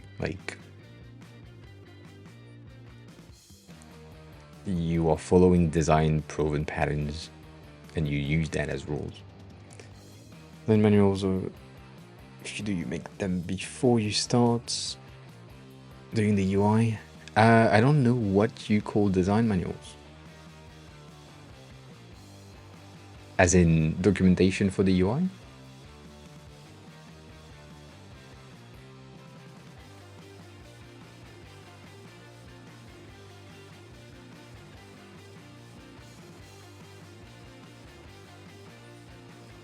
And yeah.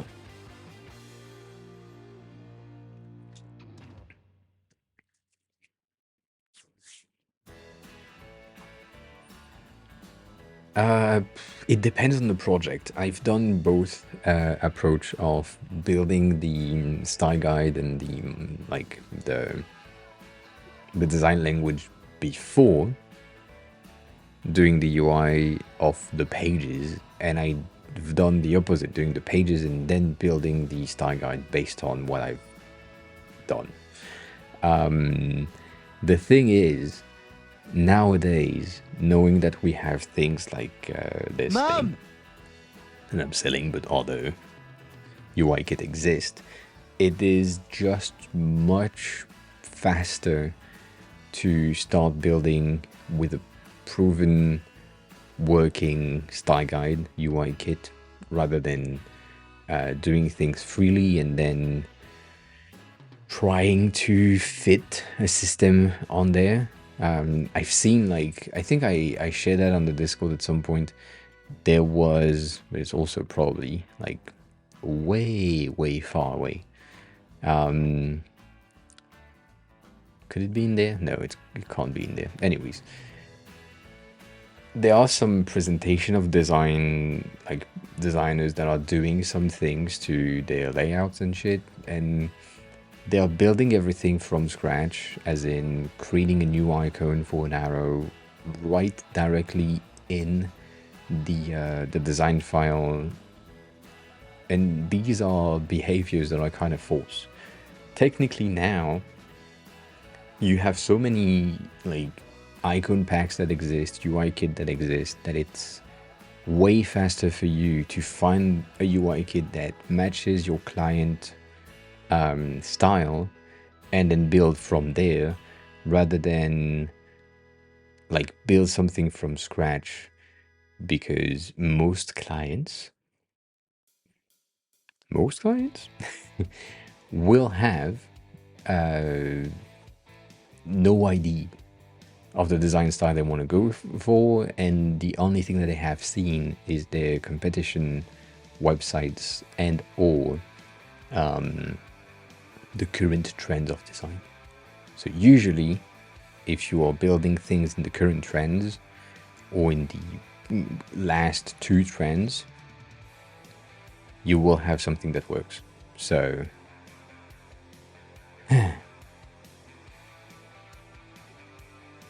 the one that are scared of changes, don't hire designers to redesign something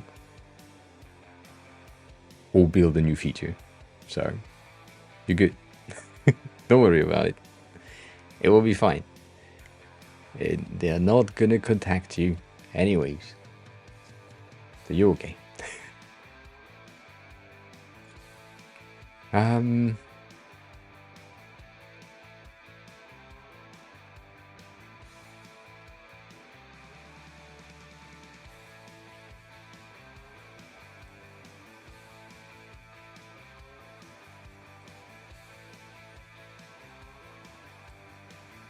Something is bad in there.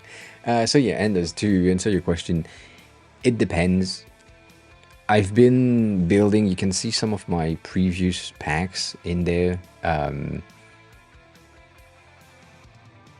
Oh yeah, I mean, ask all the questions you want. That's why I'm here. Like in my community profile, you can see all of the UI kit and things that I've built in the past. The current one that we're working on is these two things, which are the free version right there. But I do love to build like UI component and behavior definition of components, and then start with building the pages and the templates and all that. It's just easier to build that first for me. But I have 1, 2, 3, 4, 5, 6, 7, 8. I have 8 that are like available. I mean, 7. This one doesn't really count. So I don't know. It's just like different styles, different things. I can start with whatever. If there is like a client that like this style, I can just go there and use that and move on. Like these. I don't know.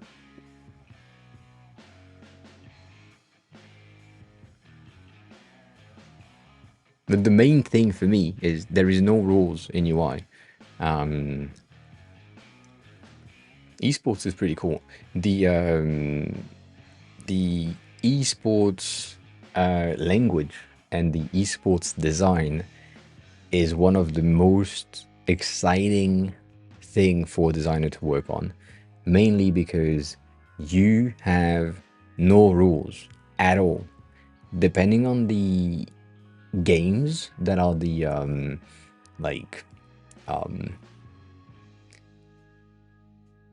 the most played of your esports teams or whatever, you can go with something really crazy when it comes to the design of the website. I think that is one of the website from another streamer friends that we have, CK. And so, I mean, not his, but is the company that is working for right now. And so the design style is still really flat, but we have these bitch ass cars that are just crazy good. Like, I don't know. It's not a thing that you would have expected from a designer is that flat when you are looking at things from here. Like you think it's just simple and shit, but then you have these things, tiny design and shit, like the small glows and all of these things, like the changes, all that makes a lot of sense. So that is like gaming, esports type of locations, and so you can see like so much design, and then you are limited sometimes to follow some of the trends, obviously, but like these are great. The thing that they are doing is basically helping or coaching esports members to get better at the game, some strategies, some things. So you have like a ton of resources in there to help you like understand the games that you're trying to play or get better at. And it's great.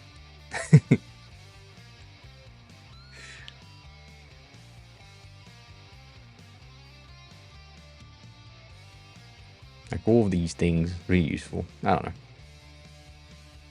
Anyways. Right, they played with these design style, which are like kind of weird and kind of different than the classic behavior.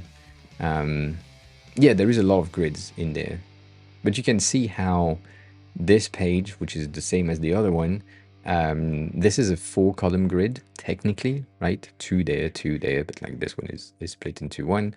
And if you go into session, it's a 5-column grid, but it's a carousel, so it's not really a grid anyways. It's more column-based design. And then here we have a 4-column grid, so the grid system doesn't really apply. It's most likely one thing that I would agree on. I'm derailing from what I was about to say, but one thing that I would agree on is grid can be applied to section, not to the full website. And the thing that the person was saying is that you need a grid for your full website and you need to follow that grid for the entirety of the website, which I disagree. It's like you have a 4-column here, you have a 5-column here. These are 2 different grids. Like you have a non-column grid right here. And that's what makes the website interesting. If you follow the exact same grid system the whole time, you end up with something that is boring, and it's not the greatest experience.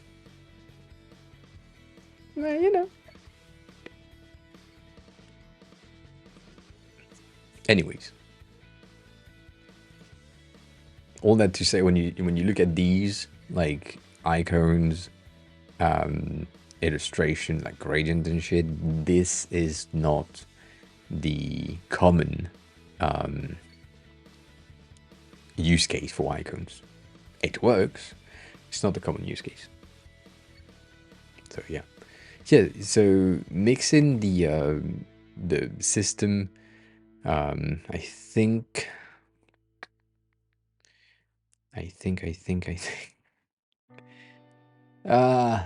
is it time already? Nothing works anymore. If you use things like, I think I got rid of them on this one, yeah. Damn. I guess on the line UI you would have them as well. Let's see. Holy shit. The grid system that a lot of people are recommending, like this one, is not based on Tailwind, but it's kind of similar. This, for me, is the most absolute bullshit you can have, because this never exists.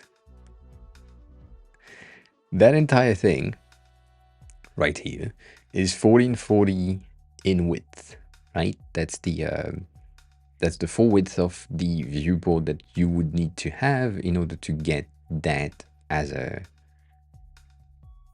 behavior. Technically speaking, my computer is not 1440 in width. I think it's 16 something. So the 70 width columns doesn't exist. The 24 gutters, yes, probably, because that's a set value. The column width would be flexible, so it shouldn't be a set values. These are beef that I have with all of the design community online that is like recommending, oh, your button should be 16 in width with 24 on both sides and an 8 at the top. That makes no sense. It depends on your button size and your fonts and your icons and everything inside. So, but these, right, these behaviors kind of make sense in terms of understanding how grid works, but set values never work. Never really work. So yeah, I don't know. I don't know what I'm saying about grids. I don't like them. Never did. I don't even know if we have the preview on there. Oh, we do. Yeah. That is false. That, yeah. That's a false grid.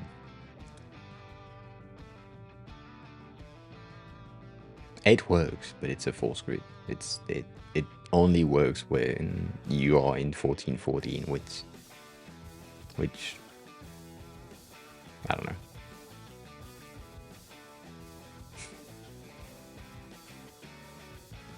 I also have seen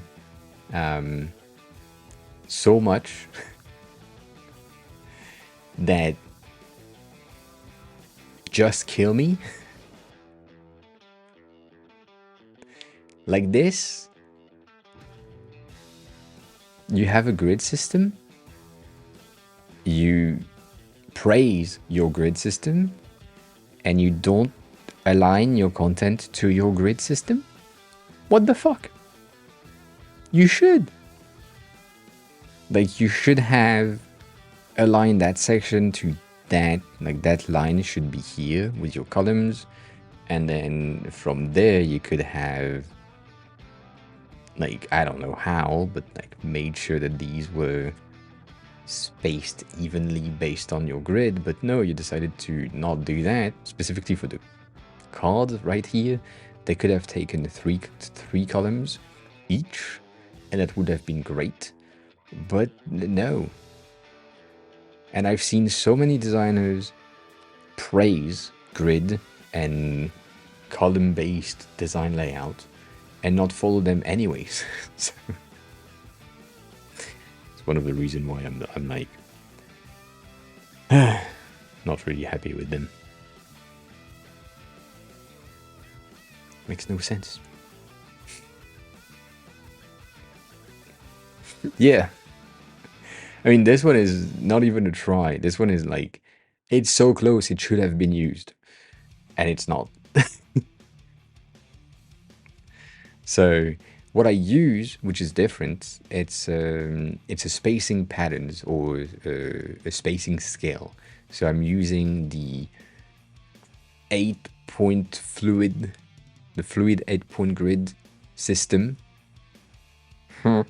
which basically means any of your spacing between elements are 2, 4, 8, 10, 12, 14, 16, 24, 32, all that. So it's based on the 8-point grid. So it's like multiple of 8s, but then you have the ability in the smaller numbers to go further down, like 2, 4, 6 sometimes, and then 10, 12, 14, instead of just doing 4, 8, 16. But yeah, with that in mind, when you have that and it works, you technically can align whatever the fuck you want on your system. Ultron, hi, welcome on in. How are you? How have you been? How? I mean, hey with a A is fine as well. Mostly horse stuff, but yeah. Like he is good. You see that? That's good. Like column, core, column. This one is taking 2 of them, so that's on point. But I could 100% build that without the fucking grid because it's a spacing of 24, which is based on my spacing habit, and so now I'm good. I can link you this. It's a line UI, so that, and then you want. Did I share the Metify fucking link earlier? What the fuck? Why? Also, no alerts. Anders_Odgaard just subscribed. Thanks for the sub. I appreciate it a lot. Welcome on in. Enjoy the emotes. We have a ton of them. And yeah, why though?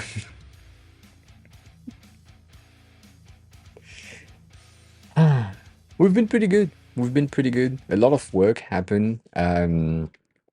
I have a lot of things that are in the work that I don't want to jinx and talk about before I release things. You know how things work. But yeah. Oh, I share everything. My goal is to make sure that you don't make the mistakes I made in the past. So please, as much question as you have, if I made that mistake or something similar in the past, I will give you direction to avoid that. For free. And anonymously, are you talking about the Align UI kit? No, the UI kit that I use is the one that I created. This thing, which currently have a nice website finally, but we're building like more on them, and I was supposed to do a release about 6 weeks ago. I'm so sad, but things have been pushed back and pushed back and pushed back because I like 6 weeks ago, basically, I had an hospitalization for like 3 days, and then I stopped doing anything for like 2.5 weeks. And then I came back and I started to do the documentation per components to help you understand what each component does. And some of the thing that I need to do now is providing visual help on that description, because if I'm telling you like primary buttons, you don't know what the fuck I'm talking about. Where, right, primary buttons are there and all that, so I need visuals to be linked to the documentation, and that takes way more time than I expected, mainly because I'm not doing the visuals at all. But the visuals that I want to do are similar to the visuals that we have here. This is from someone else. We took that from Dribble as a reference. And so this is some sort of presentation of how you could name the elements. The goal for this is to ensure that the communication between you as a designer and or you as the dev, when you receive the design and the presentation of it, you can talk about the month switcher, and the month switcher is this thing, and so that way you do understand what we are talking about and we are speaking the same language. Whereas for you, like the month and year picker, it could be called a drop down if you are just a dev and you don't think about the like the communication in between two teams. So yeah, you said a grid was used perfect earlier. Can you send a link? No, I can't. I can't do that. I could potentially give you a link to the preview, but I don't know if they have it because I paid for this, so I can't like send you a link for that. It's expensive. I guess the financing is if you go in the preview, might work. Yeah, in the preview file, you may be able to have a look at that.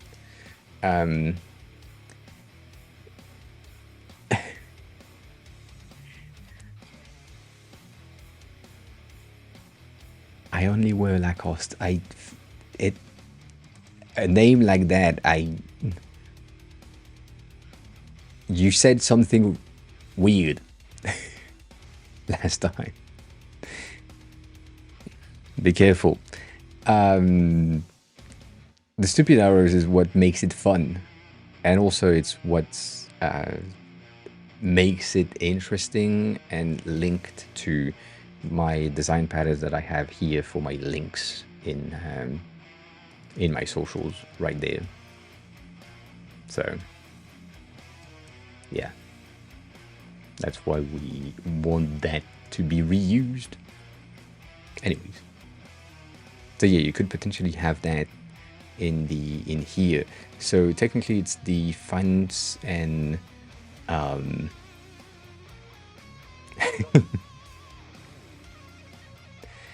yep, and the live help also send you to the stream. So I wish I could have the thing live technically, so that it has like a bit of a pulse while I'm live, but that would mean custom code, and I'm not gonna do that ever.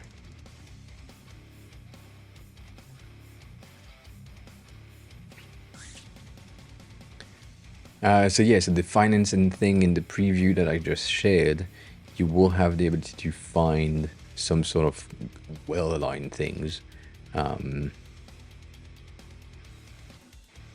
Yeah, we have like an override that is available, but because the website is built in Framer, I can't do custom code per se, or good one. So yeah, but it's easy technically. It's just Twitch API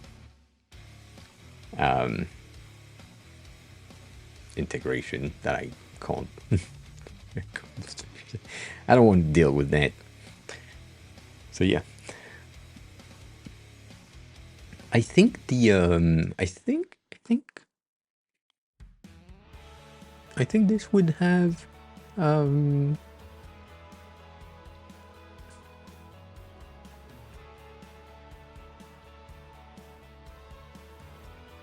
think this might have a free version. No.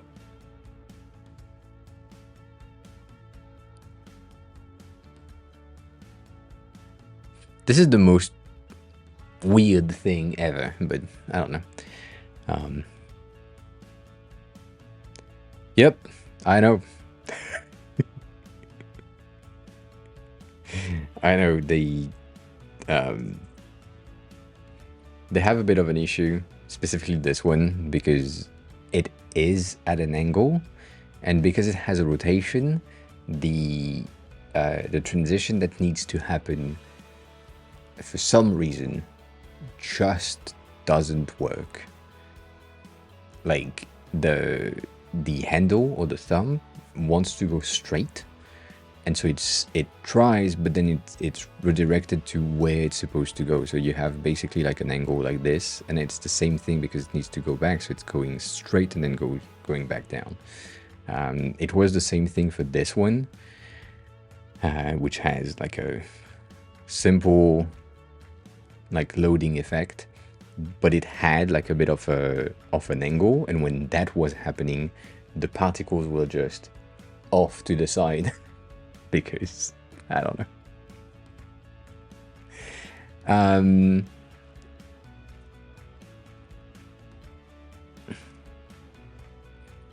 So it was ChatGPT for an image to Tailwind. No.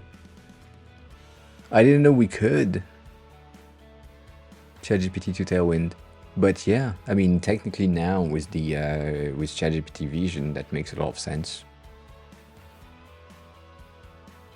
Does make a lot of sense.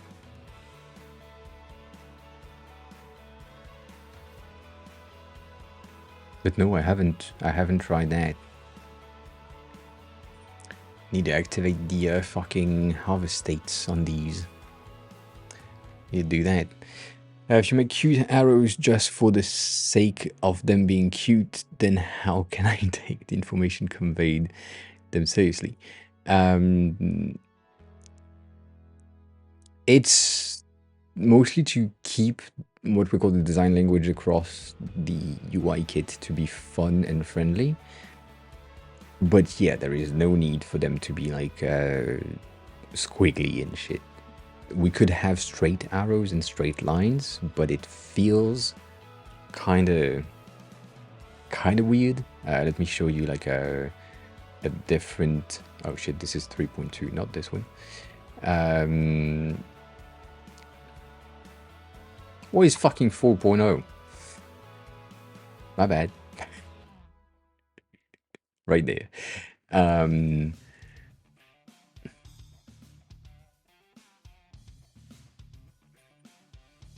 I think it's in the color scheme representation. I'm not sure. 1 second.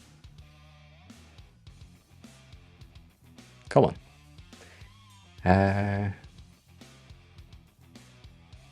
Also, the fucking images don't load, but I have a feeling that it's one of these fucking images.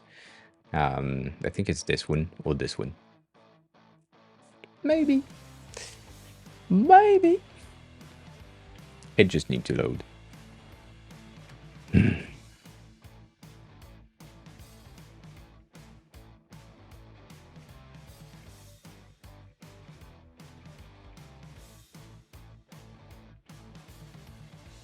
I don't get this fucking thing every time. Like, they are here. They are supposed to be able to load, but they just can't.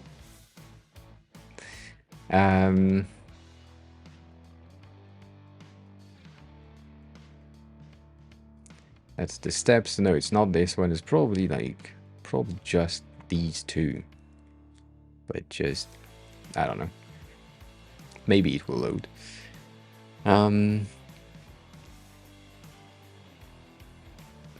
Oh yeah, you have permission. You can share that in the design help if you want.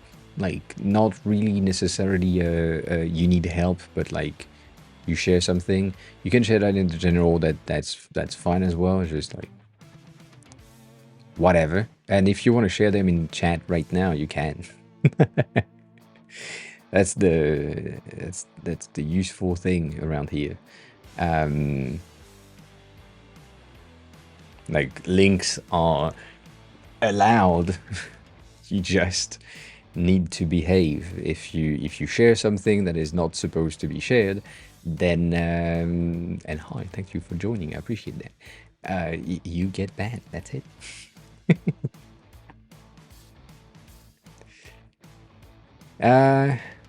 Yeah, you see these fucking arrows? That's more, I mean, this is for colors specifically, and it would be the same for names, but between that representation of how you name things or what color you use, and shit, I closed it, and this one, if I can find it, right, this one, I think one of them is kind of more fun and more friendly overall, even though it's the same kind of behavior and representation. So I think that's more interesting. But yeah, like, this is useless. These curves are useless. It's just, I don't know. It could bring some fun to the entire experience, and it changes. It's the same thing as my icon pack here. When we have sets of icons that are like really meant to be used inside of like a design for like a text editor or something, but then in the center you have these, which I mean, they can be used on very specific websites, but you're not expecting that to happen in a UI kit that is sold. So, right, these things like make sense, but then having a laser cutter, I don't know.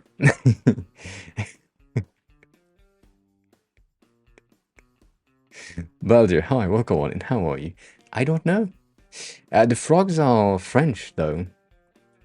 We call the French the frogs, but also the English ones. So, I don't know.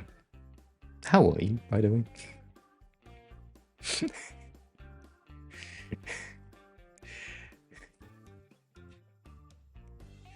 So yeah, all of these things. Yeah, laser cutter right there. A blueprint for a house, like a spray pen, yeah, paint sprayer gun and spray paint type, spray paint. Holy shit, type of thing, airbrush. These are not like elements you would find most of the time. SIM cards.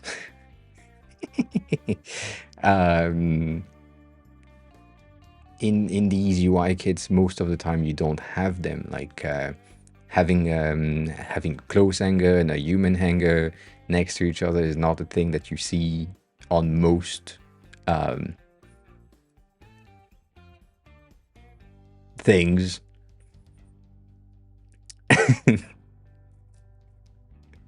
Right? So, I don't know. Yeah, it's a real hanger. It is the hanger. Like this one is hanger plastic, hanger fancy, hanger human. That's the names that we have defined. Makes sense. I don't know. These things are pretty useful. Like you're not expecting to see a halberd inside of your UI kit.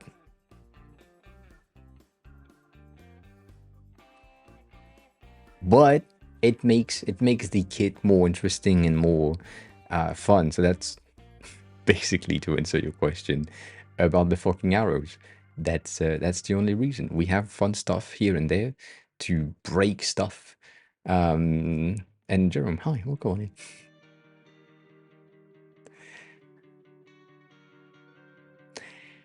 That seems like a good idea. As French people, we should have like a guillotine option, which I think we probably have.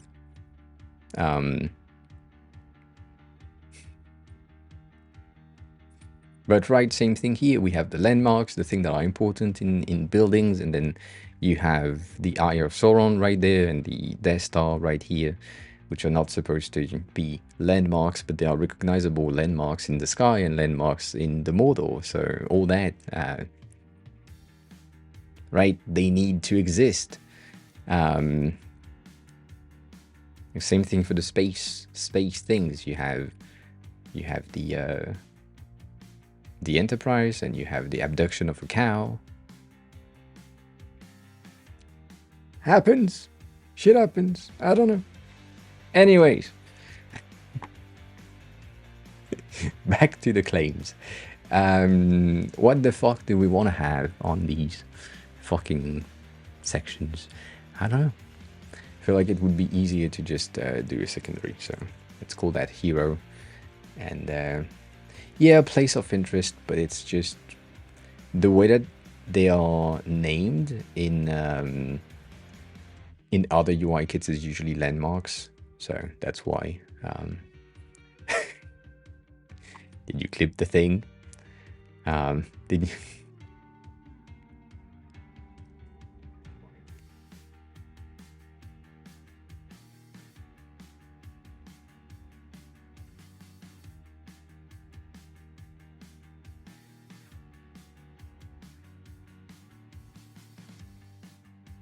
Yeah, I get that.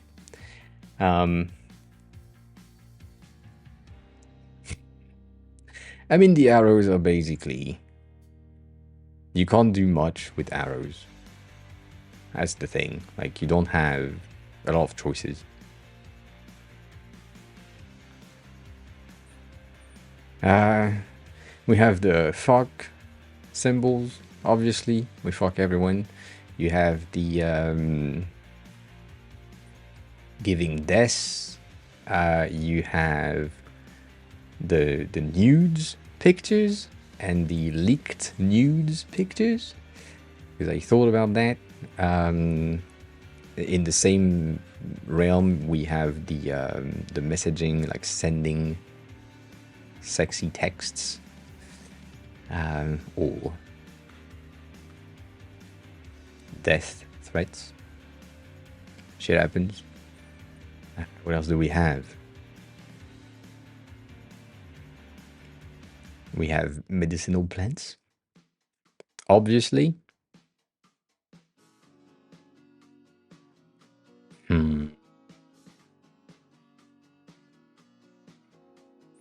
Because at the time I was drinking a lot of Red Bulls, we have the Red Bull can. The RPG, no, not much, to be honest. Like, fantasy, we just have sword and shit. Not that much fun stuff in there.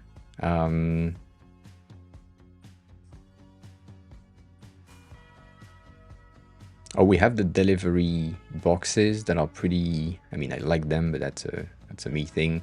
You have the delivery box when it just arrived, or you have the FedEx delivery box, which is kind of broken. Which I did like that. What else do we have? I think that's it. I think that's basically it for most of the fun stuff.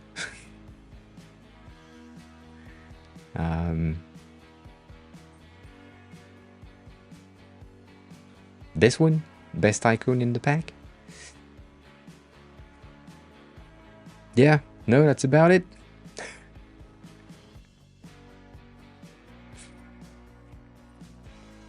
That's about it, I think. Trying to remember all the shit that we've done. Oh, we have these ones. Have the things you can do in a bed.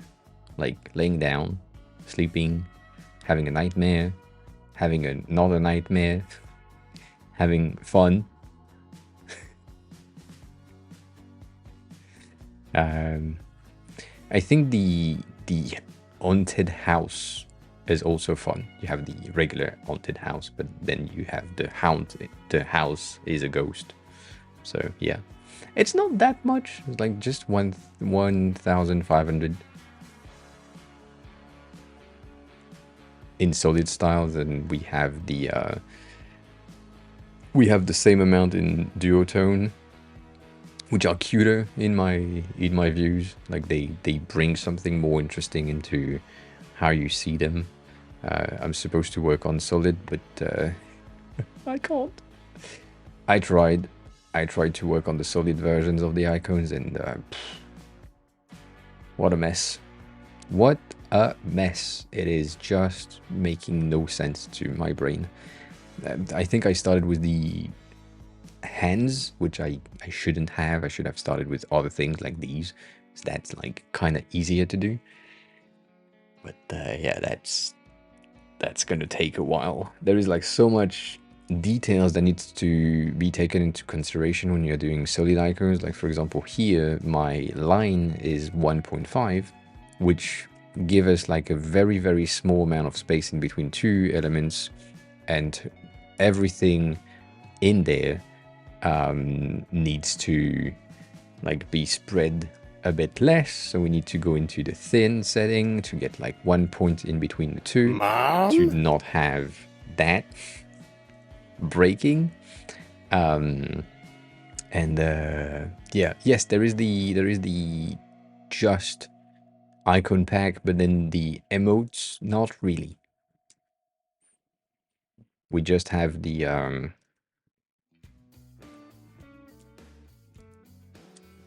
we just have these emotes.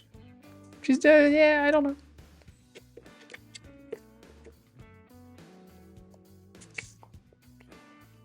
And when I started streaming, we had, where is it? Bitch.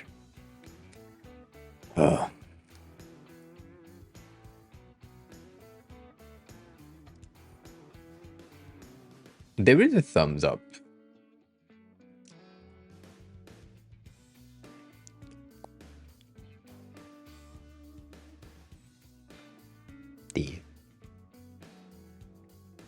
No, I shouldn't. I Absolutely shouldn't. Um, when I started doing the emotes for the channel, we had like a lot of fun building my face at the time with the haircut that I had, which was this one, and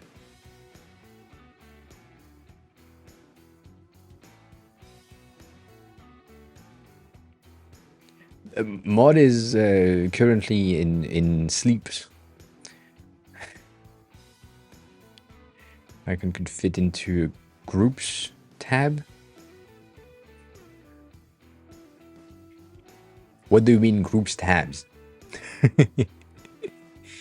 That reminds me that I don't have a tab not emotes, icon for the design patterns, UI pattern thing. I could have a tab thing. Maybe. Should be.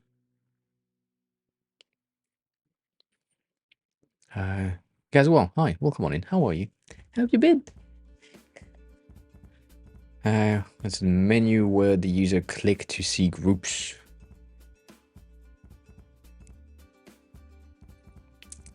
Oh, like in technically like Discord channels that would be represented as your groups, and you can join a channel that is available. I think the one that I would use by default is these ones, one of these. Like it's called collection. So it's a collection of something or library, and then you can add or remove an element from the collection. But then if it's folder or groups, because that's usually what is associated with groups, right? Folder, groups, whatever. That's kind of not great.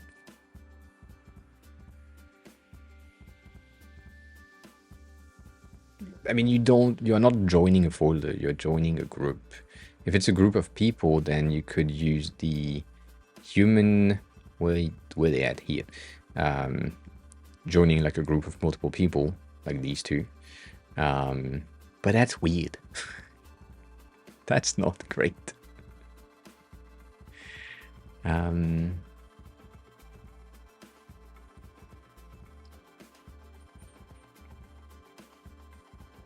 Can you explain the feature in which it's supposed to live? Because that would be like if it's joining. I mean, I think it's joining a channel, so it's technically like oh, like joining a party, like a raid party or something in a game. Is that the idea, or a clan type of situation?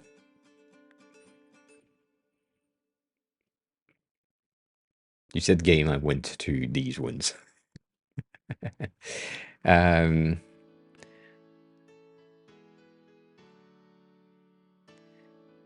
Oh, so it's a team. All right, so it's a human user team.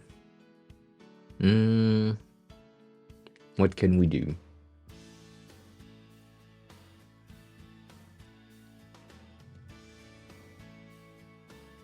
If it's to do some jobs together, you could use some sort of a suitcase slash necktie icon for jobs, but we don't really like that. And I don't think I have a necktie. I have a necktie, but it's not the. I mean, we talked about it. No, I have one, but it's bad.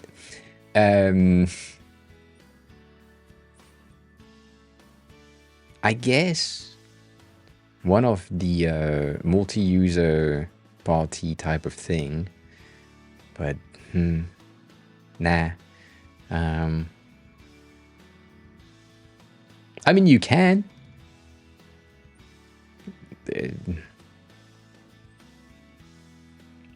Half of them are available for free, and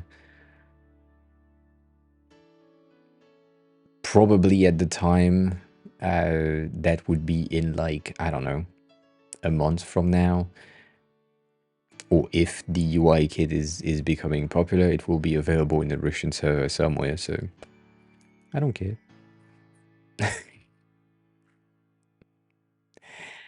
I don't care.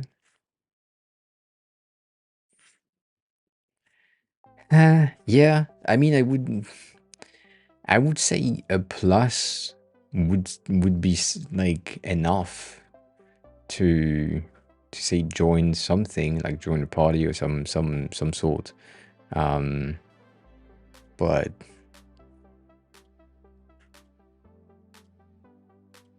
the benefit of all of my products, I mean, all of my products, most of my products is if you're here when I start building them, you get a fat ass discount. So if you were here on the first week that I released this thing, you could have the entire UI kit for like $2, because I do increasing prices per week. So when I release at like $4 or $2 usually, and then it doubles prices until we reach a certain amount. And so that means that when you get in at 2, you get all of the updates forever without having to buy again. So you get a fat ass discount. And this one went up to $100 and then it went back to 69 because obviously. Yeah. I think you got it at 16, Ultron, which was like 3 weeks in, which is massive. Anyways, I'm trying to find the fucking groups. I don't think I have an icon for that, to be honest. And I wouldn't go with swords if it's a GTA thing, because obviously you're not thwarting each other. I only wear Lacoste is now following. Thanks a lot for the follow, appreciate it. Are you French, by the way? I mean, you spoke French kind of earlier, but also Lacoste being kind of French. You got in on 32. Neat. Oh, German. So, yeah. Close by. It's interesting that your name is I only wear Lacoste. That's a fun kind of thing that I don't even think French people wear Lacoste that much. I mean, I don't. That I'm French, sadly.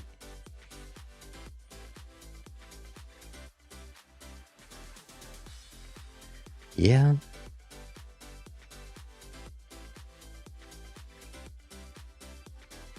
French are bad. Stafford, hi, welcome in.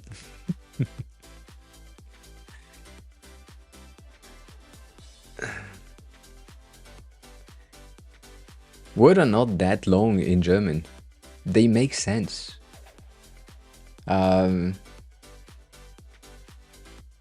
Translation in Russian is also kind of hard in UI.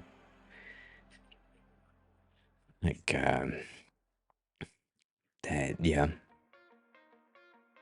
Yeah, Russian translation is kind of fucking hard.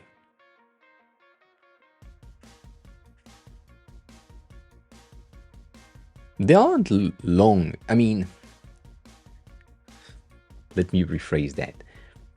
They take space, so they are long, but they make sense. Manny, hi, welcome on in. How are you? I mean, all languages have a word for everything. It doesn't mean that it's a word that is commonly used, but all languages have a word for technically everything that the population that used that language has encountered when the language was formed. So, if you want to do or specify something very specific, as specify means, you will have a word in whatever language you have. In English, in French, in German, in Latin, in whatever. You also have in, like, where I am right now in Japan or in China and things, you have words that are defining feeling or impression or sentiment. And the only description or translation we can have is, well, forced translation, but also they can only be translated by a paragraph.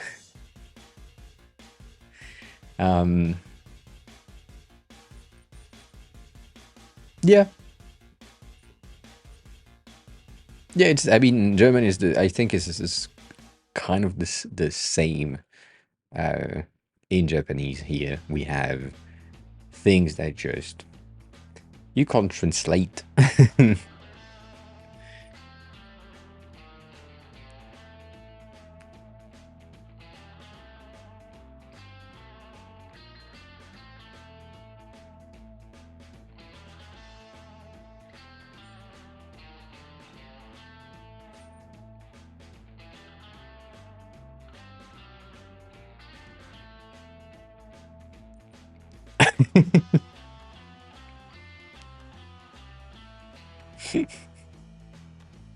I don't work for a Japanese company. No, I'm avoiding working for a Japanese company as much as I can.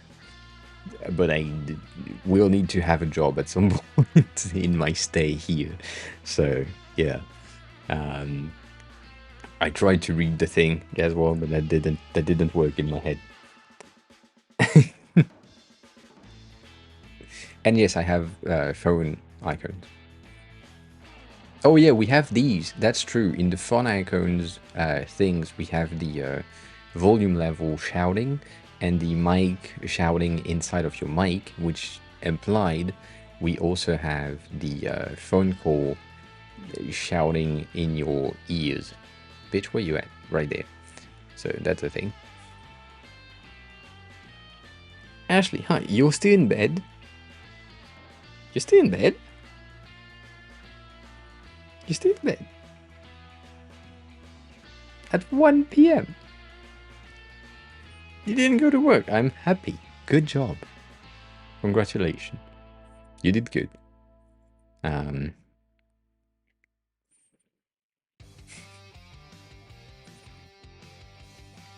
That the first part is not good, the second part is good.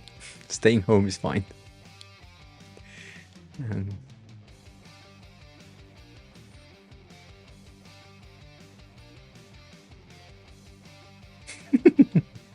I told you. And guess what? Me? No, I'm not based in London. I'm based in Japan. Like,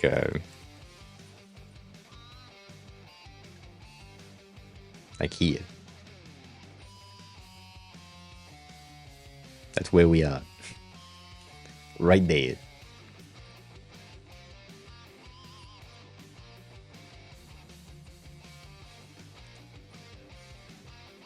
Almost London, yeah.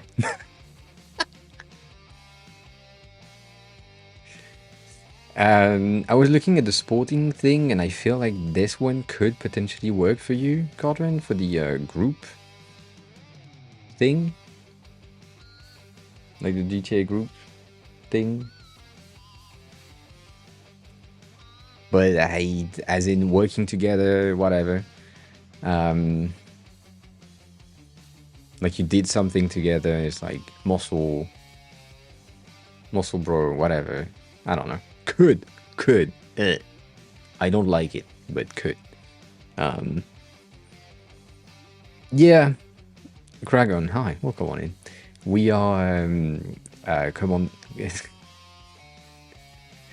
How could I say that? Derailing, I am derailing myself so much that I tried and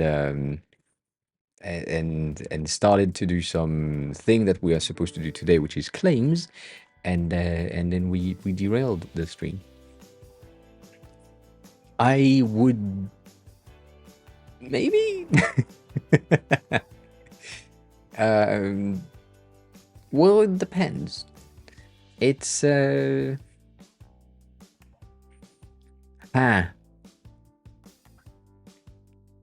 Yes and no. All right, let's move back to this scene so that we don't have to showcase anything.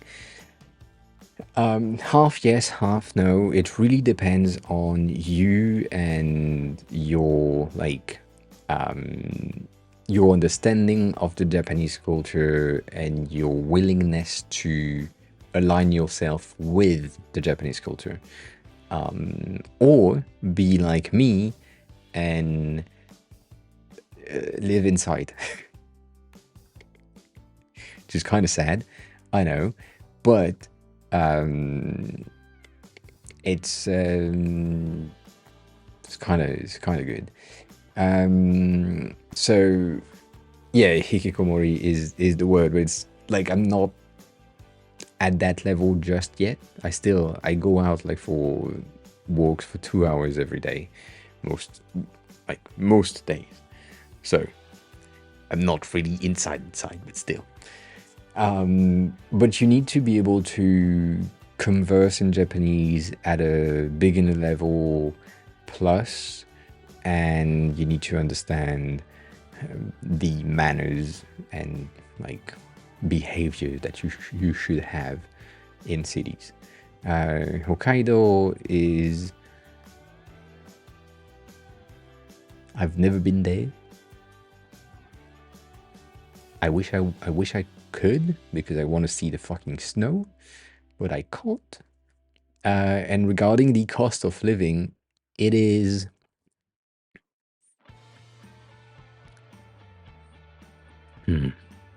I can't compare.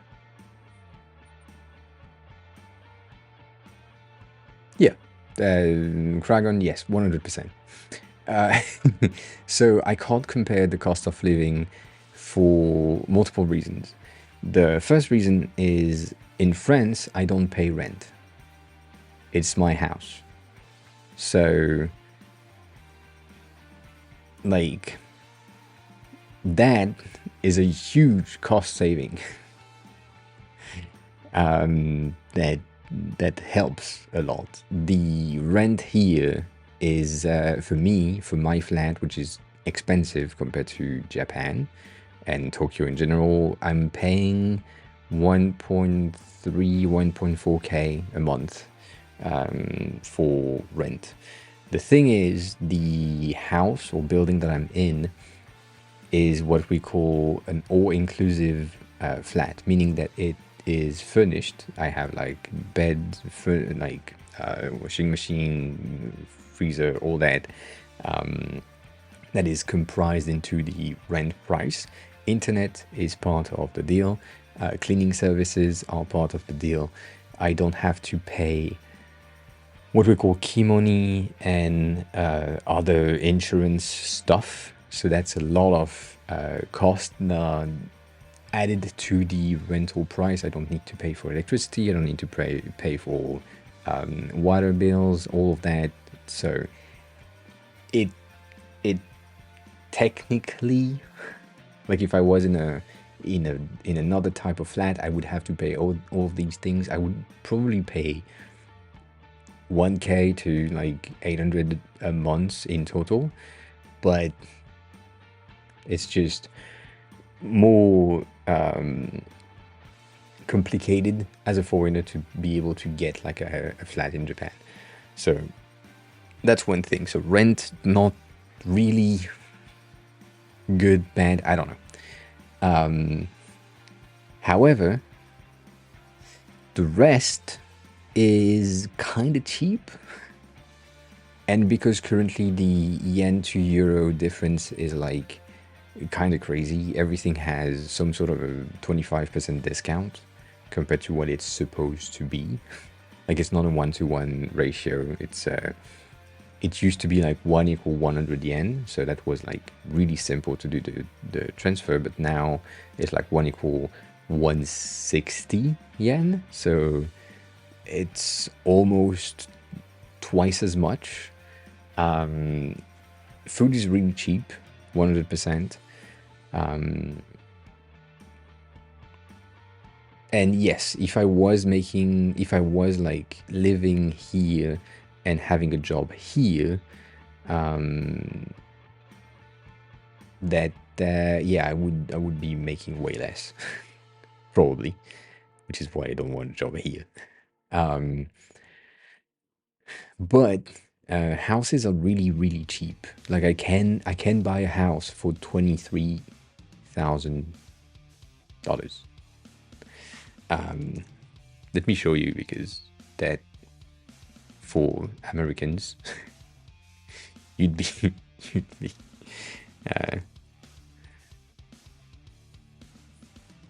you'd be surprised. This thing, which is what we call IKEA, is the 39K. And that's what you get for 39K. Some things needs to be renovated, but this is 39K. Need to redo the bathroom. That's probably like 1K. Because nowadays they are boxes. And yeah, you have different styles of houses, different things. That, like, this looks amazing. And this one is 47K. It's not like, look at this shit. This is 22K. Okay? Look at the size of the fucking. It's a cute, like, historical house with things that needs to be renovated. And it's insulated in some sort, yes, but it's one of the oldest style of houses. And these ones are placed in, like, cities that are not like central cities. This one is in Tokyo, which is like why it's a bit more expensive, but it's not 200K. And it's a fucking house. And it's great.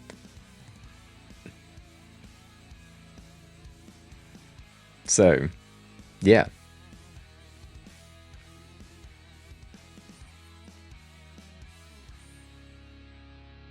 Oh, it wouldn't be 250K. This would be more or less 500 or 600 in France for this types of surfaces and the sizes depending on where they are. Like, this is basically Achioji is close by ish to central Tokyo. I think it would be somewhere around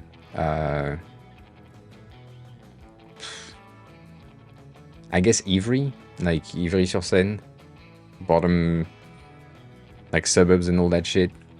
So yeah.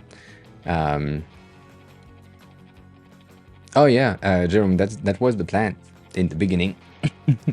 In the beginning, that was the idea that I had to do that. But then I do like Tokyo though.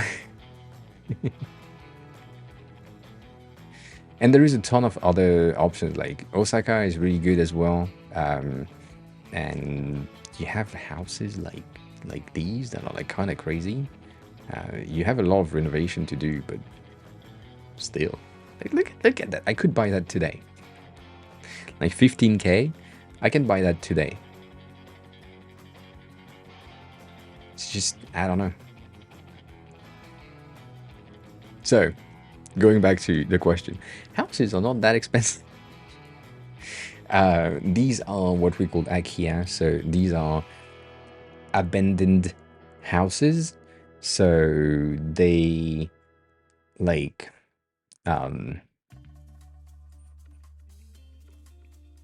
they are, or they have been built a long time ago. So some of the how's it fucking called? The norms or the code about building that happens now is out of code, and you can't do everything in them. I think there are some rules in some of them. Like, there are some houses that you can get for free. Yes, I said free. So you have in rural Japan, you have the options to get entire houses with farmland and a garden and all that shit for free, as long as you ensure that you continue working there as a farmer. For example, you take over the farm and you get the house for free. So there is that, but there is also the fact that the transformation that you can do sometimes require you to keep the house as it is from the outside. So you cannot touch the walls or the foundation. You need to, if you want to rebuild something, you cannot take off everything and then build something new. That's not an option. You're not buying the land, you're buying the house. And then the way that the buying works in Japan is you're basically renting the land to the government, which is kind of weird. But you have a contract for 99 years, I think. And so I don't know. Yeah, you can renew, but yeah. This is a brand new-ish house. They said that it was constructed in the late 1990s, so it's been like 30 years, kinda. Meaning that in terms of earthquake code, they are outdated. Technically, any fucking building that comes out is outdated 5 years later. But yeah, that's the thing. One of the reasons also why we currently are in the tango of are we buying a house? Are we not buying a house? Is it the right time? Is it not the right time? We have something in Japan that is massive earthquakes every 100 years. It has been like registered every 100 years or so. There is like a massive city destroying earthquake that happens. And the last one was 70 years ago. So, or 73 years ago. Meaning that in the next 28 years, there will be a massive earthquake that will probably break some and most of the houses and buildings that are not reinforced and secured to like sustain such force. So that's one of the reasons why some people are like not sure about buying houses right now. But yeah, yeah, that's a thing. But there is that, and then there is the code, and then there is the fact that foreigners buying like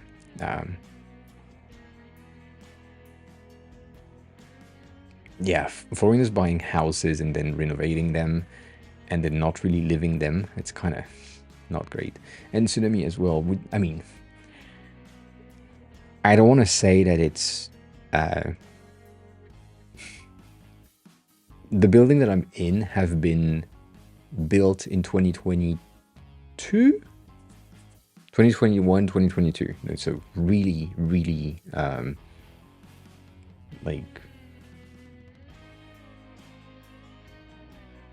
holy shit, words. Not long ago, holy shit. really young, recent building. Thank you, appreciate that. Damn it, holy. So we've been having earthquake while I've been here. However, I don't feel them one bit. Like sometimes I would have something that just does this, and that's it. That's all I feel. Which is fine. In my previous flats, I had things that were like more, I felt them more, and the building was built in 2019. So you see the difference in between the two. from 2019 to 2022. Like, not much time, but still enough for me to feel the difference in earthquake. And then when it comes to like tsunami and storms and hurricane, tornado, all that shit, we have plenty. If you just stay inside, you're good. But also, I'm in Tokyo, so everything that is around me is the most sturdiest building that exists. Like, it's just concrete and concrete with sometimes concrete around here. Whereas if you are in the suburbs, it's not exactly that. The house, like, floor height is 2 maximum, 2 to 3, but not much than that. In here, like, I'm on the 4th floor, which in Japan we count the base floor is not 0, it's 1, so 1, 2, 3, 4, and this building has 5 level. So it's still low compared to some other things, but any big wind is like broken by the buildings and the trees and all that, so that kind of helps. I don't know. But no big waves yet. Japan also is a fucking island. So anything that is close to the coast will get swallowed by the sea when the sea rises. That's a thing to take into consideration. So all that. But yeah, one of the plan that I had, which half good, half not good, was to get enough cash to buy a house and then not have to pay rent. And yeah, I don't know. It's I wish I could have like a house in my name here as well, and be able to just have a place to be. And the thing is, in order to be able to buy such houses, I probably need to be outside of Tokyo most of the time, or in the suburbs, close suburbs. In which case, it would be easier for me if I had a car, which is not the case, because I don't have a license. So that's a catch. I need to pee. 1 second.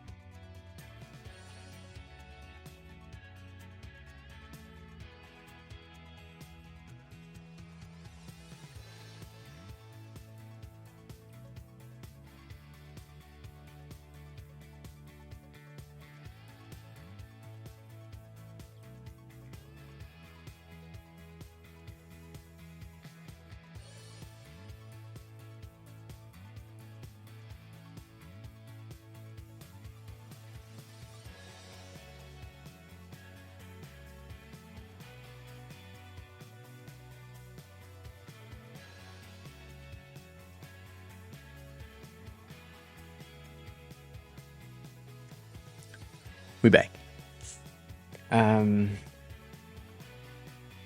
How did I end up in Japan? That's a good question. So, I had a girlfriend, that happened, who is Japanese, and we met in France, and then she moved back to Japan, and then I came here on vacation, then moved back to France, and then COVID happened, and we stayed together for the whole COVID pandemic things where we couldn't see each other at all, because we can't come here anyway, so that was kind of bad.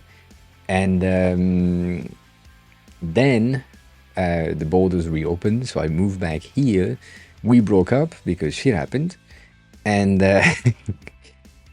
and then my brain said I need to come back to Japan to make memories that are not associated with a person that with which it doesn't work anymore. So to make happier memories alone in the same places. So I did that. And then I went back to France, and then I came back, and then I went back to France, and then I said, you know what, let me come back and stay for longer. So I did that.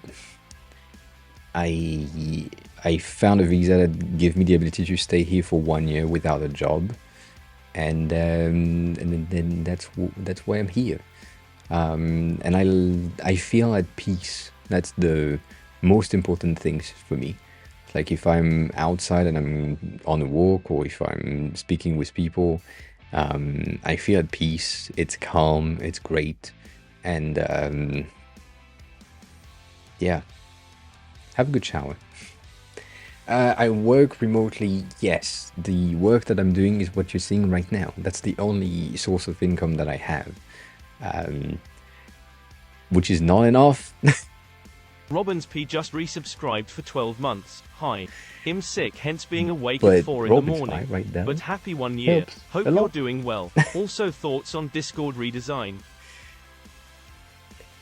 Let me check the Anders images as well.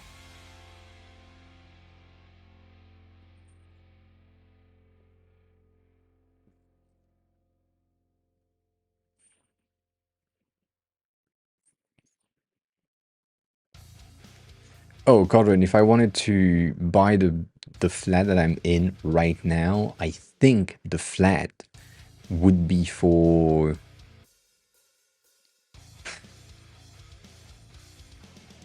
probably 600K.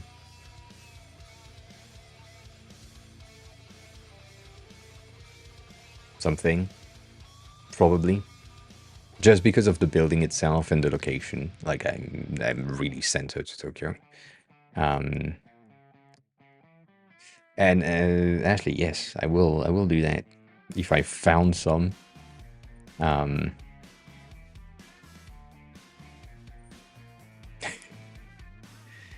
So, Robin Spy, let me read that. You're sick. I'm sorry about that. It's been 12 months. Yes, thanks a lot for the 1 year sub. I really appreciate it. Enjoy the emotes, as always. Take care of yourself, I hope. And the Discord design is pretty cool. I like the app. Even though that's probably not something that you use, the latest redesign that I really like is the Tinder redesign. It is great. Anyways. So yes, I am a digital nomad. 100% right now. Because I have no choice.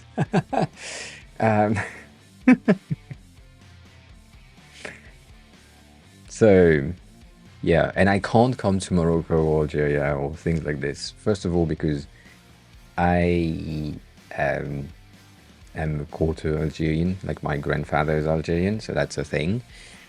But also, I don't function at temperatures above 21 degrees. I am dead above 21 degrees Celsius. So, for the US-based people, above 69, I'm kind of dead. And yeah, that doesn't work in Morocco or Algeria or Tunisia or all these situations.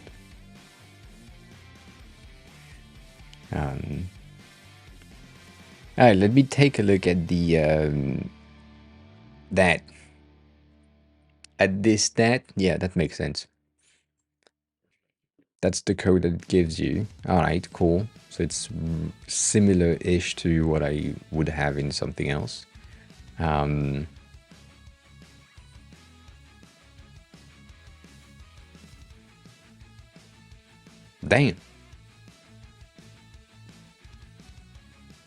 From this to this. That's pretty neat.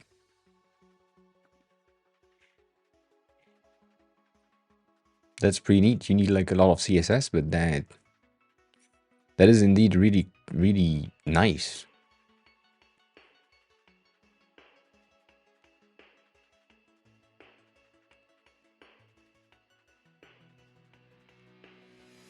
Yeah. I mean, we've done the same thing last week. Yeah, last week we had a question about a component in Framer that didn't really work as we wanted, and I don't have enough knowledge about JS just yet. I'm still learning, but we plopped the code directly into ChatGPT. We asked, how can we change this? He changed it for us, and then we made some changes, and it was working. So, and GPT is pretty cool overall. And Codrin, in terms of income, it's not achievable right now, but some of the thing that I could have is if I have the ability to get, that's a big number, if I have the ability to get 200k in dollars, euros, whatever, and have that saved in my bank account somewhere, I can get a visa in Japan for 5 years without needing to find a job. Whereas right now, the only visa that exists that could give me like 2 years without finding a job in Japan, well, it's limited to 2 years. It's not a 5 thing. The 5 years is if you have a job that is like very specific, what is called a skilled worker visa. You can have like 5 years max at a time, but yeah, that's the option. I could rent a wife, yes. It exists. I could rent a family for a day. I can rent a girlfriend for a day, for an hour, for 90 minutes. Most of them are rentable for 90 minutes. You can rent a boyfriend. You can rent me. I'm on the market for that. Yeah, you can rent whatever the fuck you want. You can rent a dog for a day. If your parent passed away, you can rent a mom for a day. You can rent a dad for a day. You can rent a little brother for a day. It's kind of it's kind of crazy. I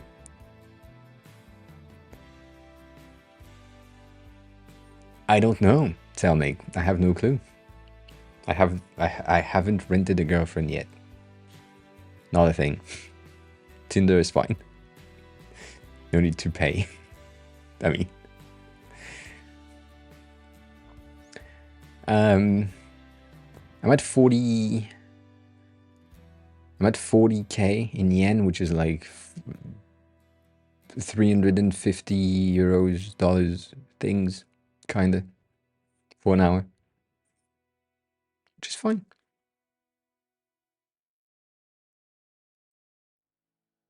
Kinda.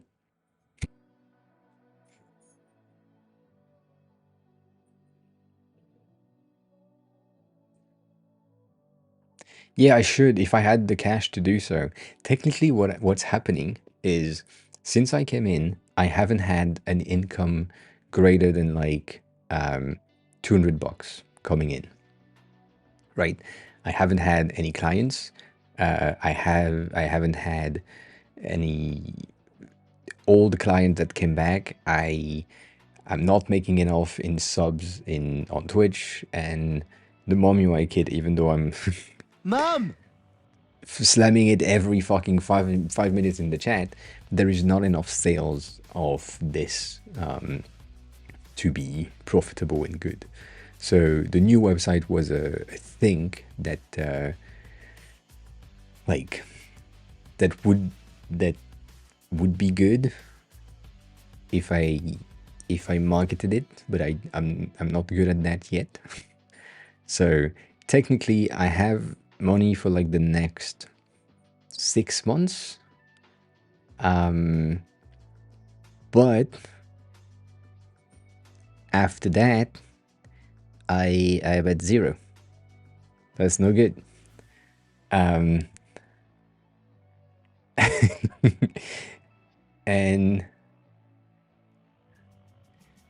Robert Spy, you said that personally like the visual polish that the Discord team put on the latest app, but I can't say I enjoy the remapping. Yeah. I do the swipe left to open the chats often, and then I remember, oh fuck, it's in the tab bar. But I like the animated icons in the tabs. But it's the same thing. If you're someone who used Slack, it's the same thing when they change Slack as a behavioral thing. So,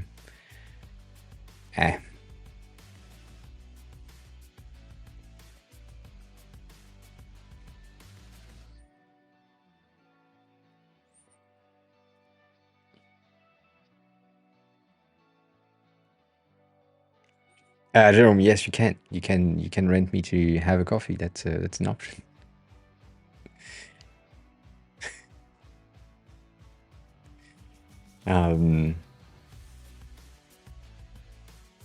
I mean, Cardron, if you can, you can. I mean, if you want, you can. That's the thing. If you want to convince your team that hiring a remote expert could be useful, do that. You can click on the contra link to hire me as a freelancer.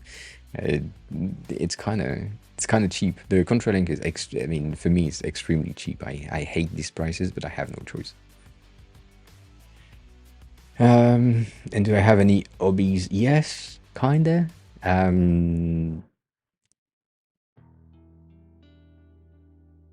But I don't know if I could consider them as hobbies.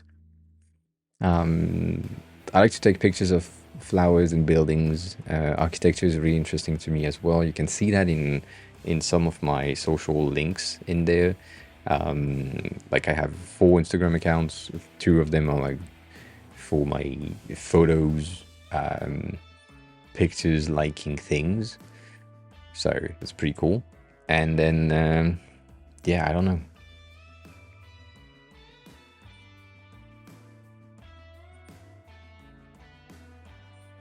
And Jenny, yeah, I kind of agree.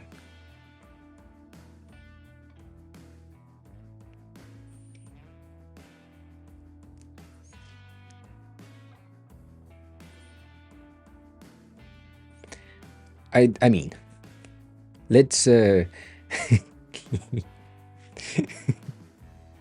let's not, right? Photographer, pictures are taken with these, all right? Most people are still saying that the pictures I can take with my phones are better than the one that they can take with their phones. But still, not a photographer with like a camera and all that shit. I do have a camera here for my webcam, but it serves as a webcam, so it's not great. 56K a year, yeah, that's the thing, which is kind of sad. But it's in the optic of you get me as a freelancer for 56K. You don't get me as a full-time employee. Full-time employee is like much more expensive.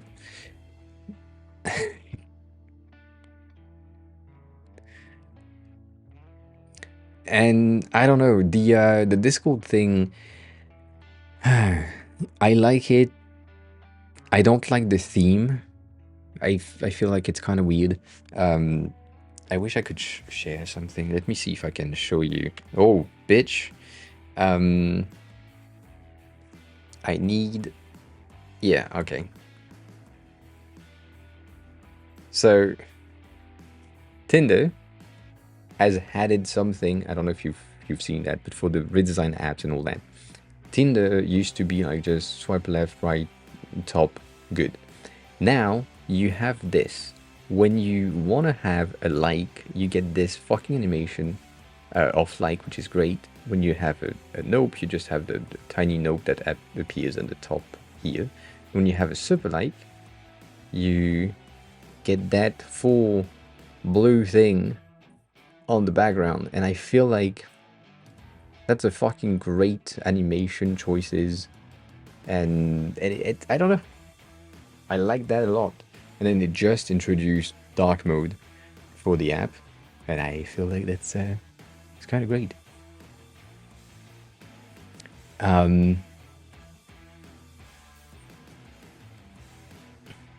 Anonymously, yes, I have my website. I have plenty of websites. That's the thing. I have too many websites.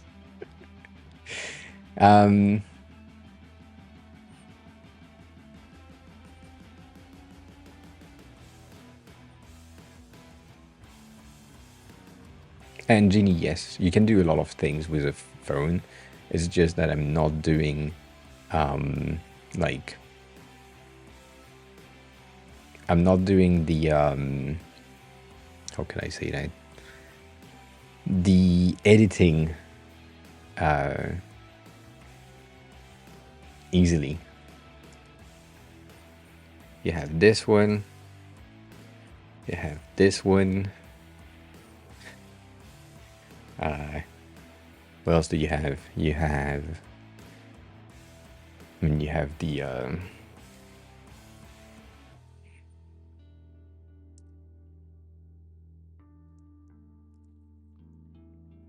I think this one is still up.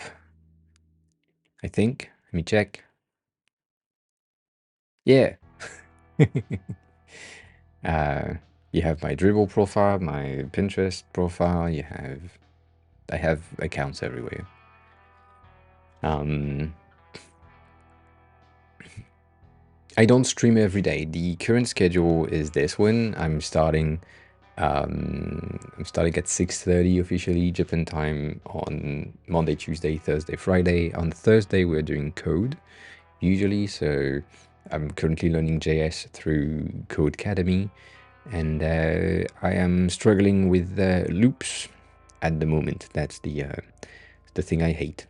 So we are in there in JS because I need to learn some front-end skills to be more marketable for potentially having a job later, even though I don't want to have another job. Vue later, but I need JS basics first. Which, for now, right now we are in the factory function. And it's, it makes sense without making sense. I haven't read everything and anything in there, but it's, this entire JS learning is pretty useful. Yeah.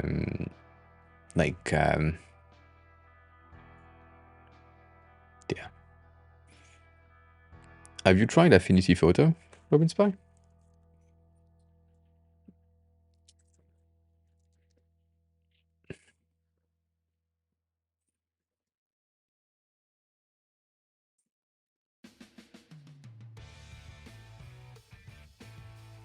It's basically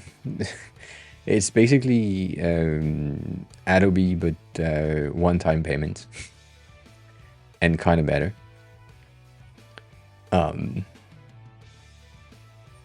Like Photoshop and all that shit, and it's a one-time payment of $190,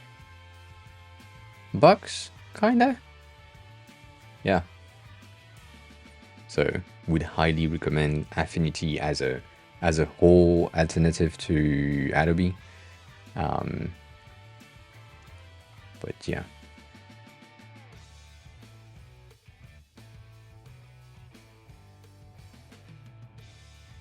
Oh yeah, no, I know. I should do some templates. This one, the AOA.studio, is not mine. I bought the template and then I just changed the content because it's easier. The Mom UI kit though, this one, Mom! this link right there, that I played with, tried to do some animations and other transition shit that you could have, but it's not, I don't know, it's just yeah. There is that, and then there is like a new is it modify?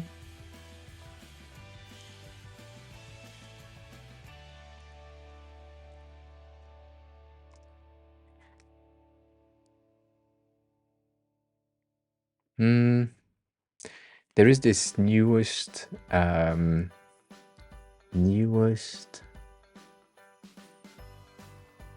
app that is supposed to pop in soon.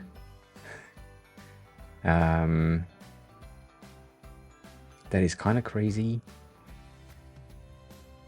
in terms of image editing, but obviously I can't find it. Oh yeah, it is modify. I was right.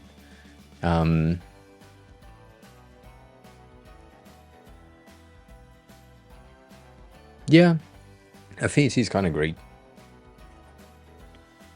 So this one, bitch,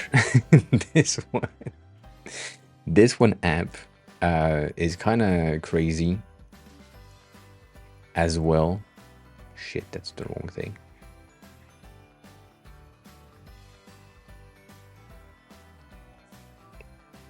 My bad. Which is called Modify app, whatever, which follows me, which is kind of crazy, first of all. But this thing has so much effects for animation and like photo editing. The thing that is kind of impressive about what they are building is at some point they had like a tweet that I really enjoyed, which was they said they wanted to remove the menu and get rid of menus as a whole. So getting rid of the concept of menu in an app is kind of crazy. And so the entire thing is based on a command palette behavior rather than drop down menus and all that. So that's kind of wild. But yeah, their whole thing is just great. Anyways. And Affinity doesn't really have hidden fees. The only hidden fees that you have is you need to pay for everything. Like if you want to use it on your iPad, you need to have another license for that. If you want to use it on another computer, you need to have another license for that. So the hidden fee is just you need to pay multiple times. But it's better than paying like $20 a month for 15 apps and you just use one. And if you just want to use like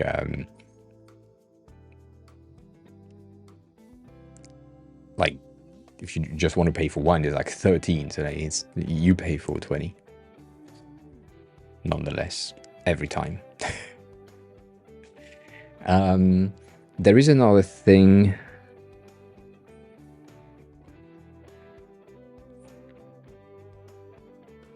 No, that won't help.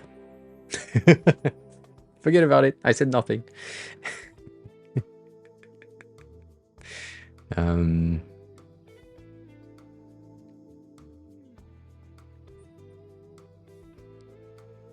I haven't. I have looked at it heavily, Penpot.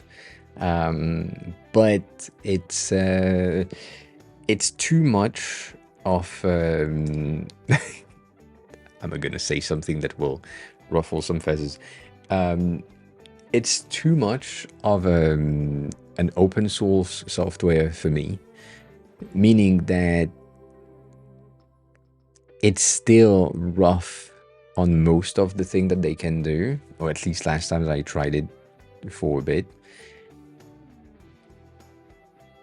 But yeah, it is.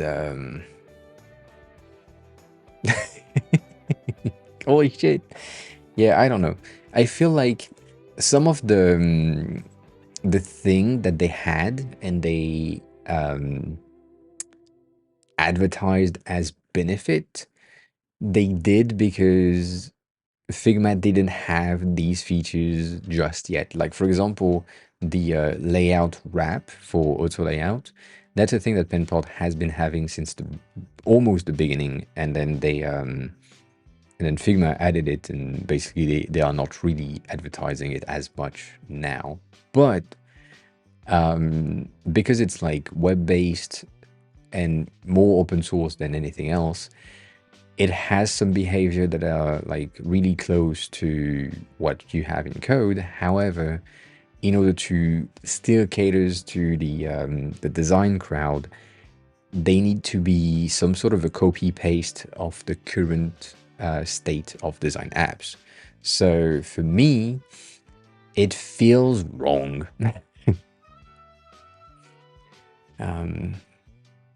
Like I feel like Blender. I'm gonna go on a tangent of open source thing. I feel like Blender before Blender 4, which is like one of the latest. I think it's 440. I forgot. One of the latest release, like the not the latest bigger update, the one just before. But before that, it was rough.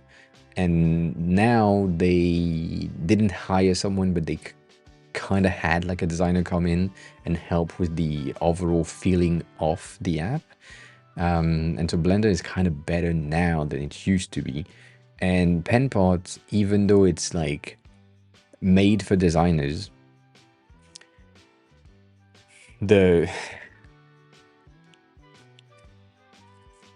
I know it's an open source thing, but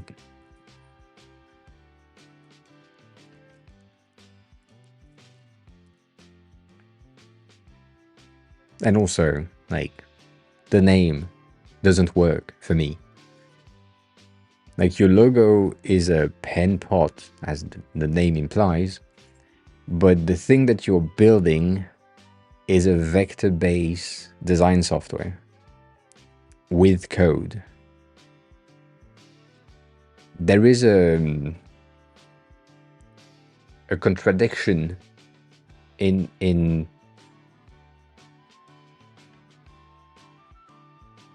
yeah. No, not pot pot. Pot pot is different. Yeah, I could help make them better, yes, but they would need to change their fucking name. That's the thing for me. It's just like, I don't know. It's kind of, it doesn't work. Look at that. I'm clicking on features. I'm clicking on library and template. I'm clicking on, like, I've clicked on features twice. It didn't, and now it goes. Holy shit.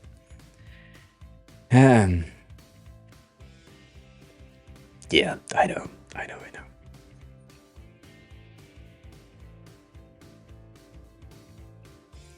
It's I mean, Penpot is a mix of Figma and Webflow and the dev tool of Chrome, and it makes sense. It's the type of thing that we should have. But in my eyes, the fact that they don't have a dedicated team really, and it's like open source, and the fact that they are kind of late to the design tool party.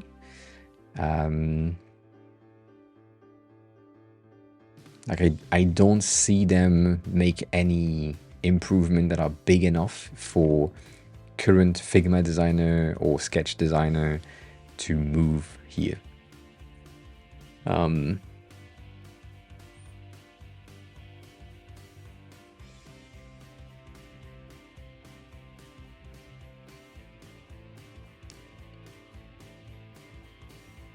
You sent me a pic right now? No. And Manny, thanks a lot for joining the Discord. I appreciate that.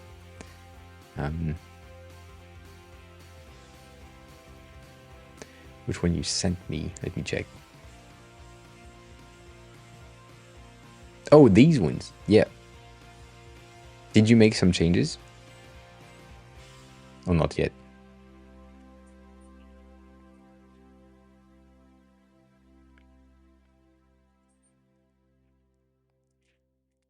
In the font specifically, the font was not to my liking. But yeah, as you said, you probably don't know which font to use. But I mean, one other thing about PenPod, and then I will move on to another subject. It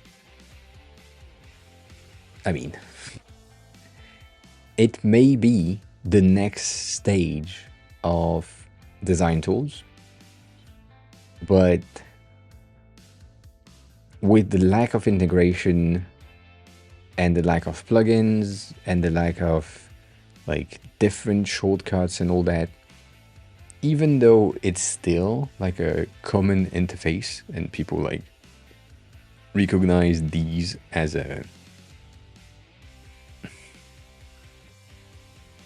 this is a very common UI for a design tool that makes sense. It's really close to Figma and all that. They basically changed the toolbar that is at the top and they put it on the fucking side.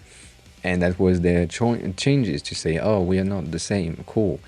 Anyways, all that to say, I know that the changes that they are trying to achieve or give with like the code inspector, the thing that we as designers need, specifically with the newest like trend of design engineering titles, job titles, we need to be able to update the code and build React components or like JS components directly in code inside of our design tools. And so that way we could have the code base that is like bring from like a GitHub repo inside of a Figma file and display the thing visually. And then if we make changes visually, it updates the code base. That's the thing that we need. And that is what Interplay was supposed to be. And then they didn't achieve the thing that they wanted to do, and now they are something really different. So I hate it.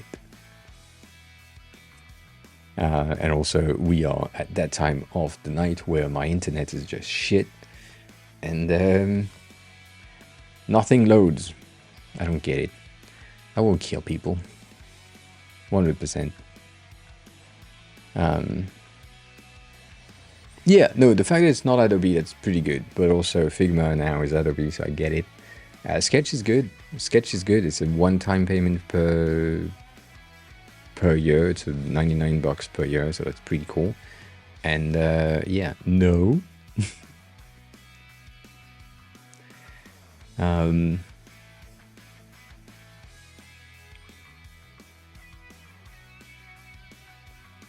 Did you?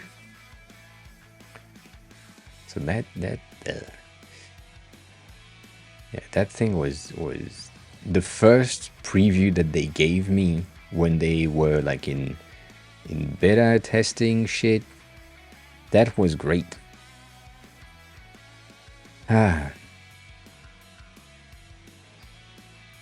You could like import your Figma file to Interplay and import your React component to Interplay and then send that from your React component to Figma and then have the two work. You can commit from Figma. That was great.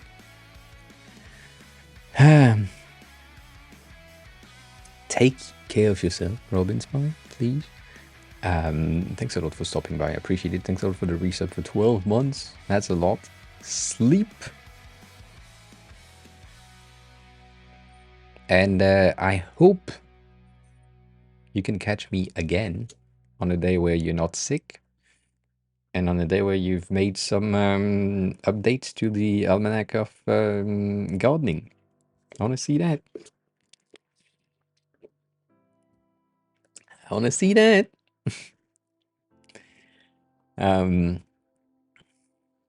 So yeah, that thing used to be promising shit, but now they're just like, oh yeah, interplay AI, like everyone else.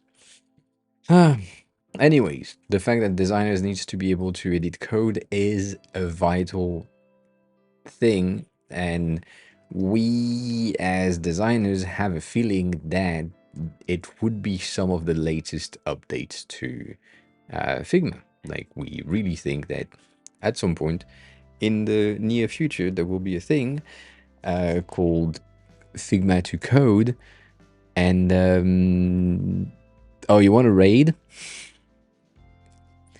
I wasn't planning just yet. Please do. Please do, please do. I will play surprised.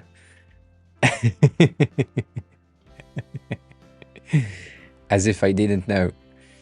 As if I didn't know. But yeah, no, I don't know. Editing code is vital. It's just specifically creating a React component would be highly beneficial.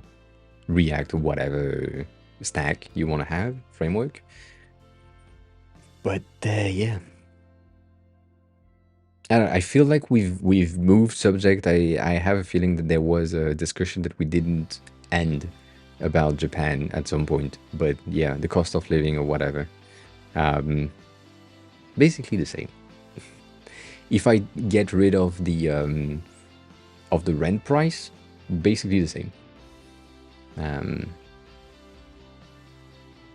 Maybe sometimes a bit cheaper in some foods, but also it's more expensive on some specific foods. And then in France, it's like everything is expensive, but not that expensive. So I would say the cheap thing in France are not that good. So that happens. Hi. White P4 Oh my god, a raid! MTH3R raided my stream with 78 viewers. Who would have thought? Who would have thought? Bread is fine. Bread is okay. But hi, thanks you for the raid, White Panther. Welcome on in. How are you? How was your stream? I hope everything is fine. Have good to go. By the way, I was your first watched, and you were my first watch in my rap Twitch thingy. That match. Anywho, for those of you who don't know me, hi, I'm AOA, I'm the helping designer, so if you have any design question, feel free to ask.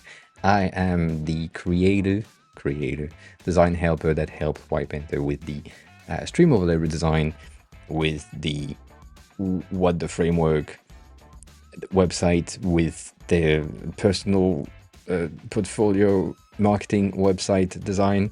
What else did I do? A lot of shit. So that happened. Fruity, welcome on in. And yeah, all of that newsletter, yeah, but that not yet. That's why I didn't say that. So yeah, so we're doing design stuff around here. On Thursday I'm learning code. Sorry, I'm struggling with code. Rephrase that. And currently we're supposed to do what is called design patterns, and designing this for a tiny UI kit called Mom that is right there, but I am procrastinating hard. Really hard. And Rich, hi, we just talked about something called Penpot, which is the best alternative to Figma at the moment. So the fact that it's owned by Adobe doesn't really matter, to be honest.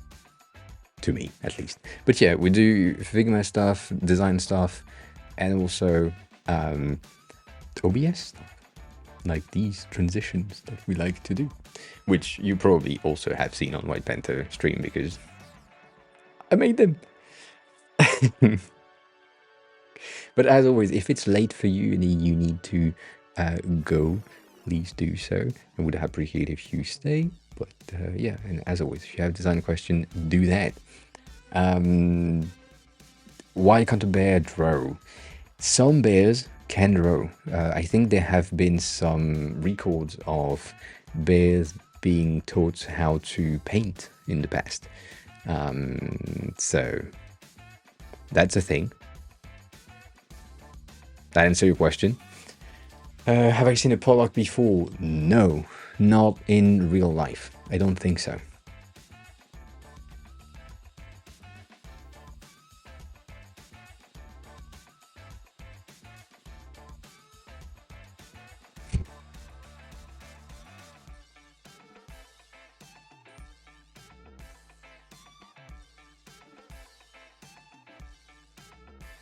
I don't think Teleport HQ is the same.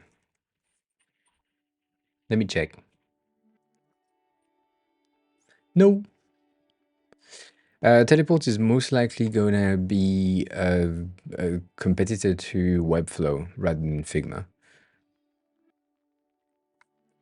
based on what I can see. Right there, yeah, that's more of a Webflow thing.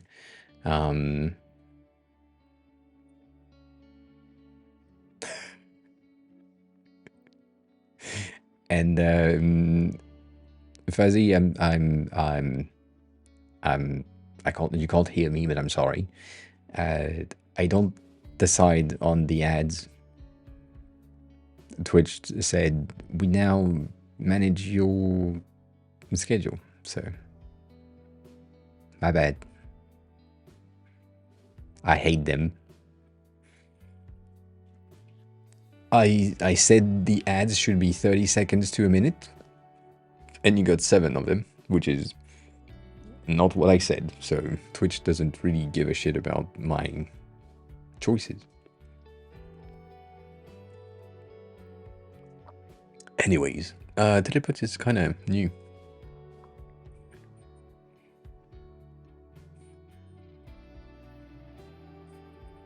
Yeah, I know. The thing is, if I disable the schedule during the stream, anyone that comes in gets an ad, 100% of the time. If that's the case, then welcome back. Sorry for the ad break. As I said, the ad break is not decided by me anymore, even though I said that I wanted the ads to be 30 seconds to 1 minute. Twitch sometimes gives you like 7 minutes of ads in one go for no reason. So I don't get it.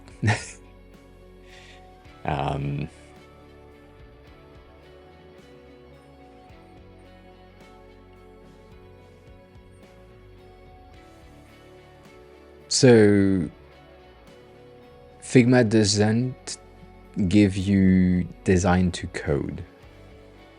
Framer gives you the ability to take your design in Figma and then paste them in Framer. So you do design to code this way, or you can design directly inside of Framer. But Figma doesn't do that. But Teleport, I think it's the second time I hear about it, but haven't tried it ever. I mean, there is plenty of things. We have the Web Studio, which is really... Welcome back, Stony. Good morning.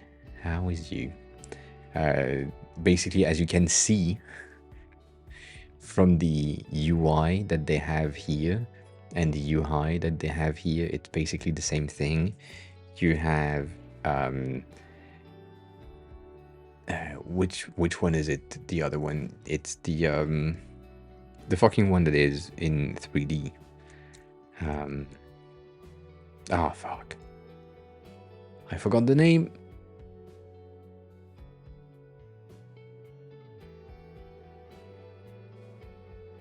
It's not Blender 3D. It's it's a website building platform like Webflow, but for 3D. I think we talked about it in the resources a while back.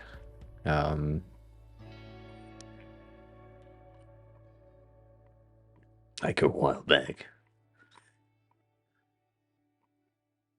Nope.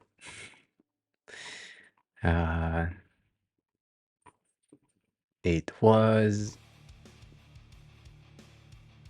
I fucking forgot the name. If I see a thing, I will be like, yeah, cool, 100%. It's not Spline. Nope.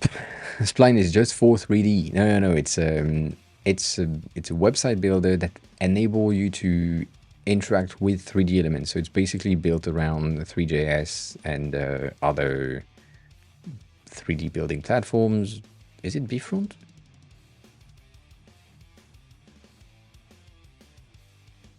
I doubt it.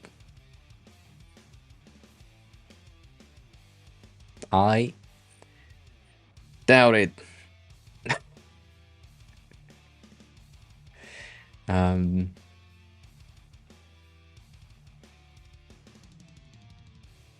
Stony, no. Nope, that's not the one that I'm seeing Web Studio, which was similarly at the same time ish. But also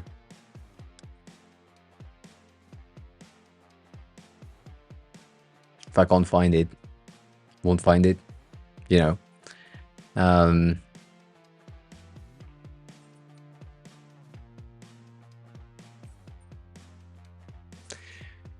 Can I do that? Like Webflow alternative 3D?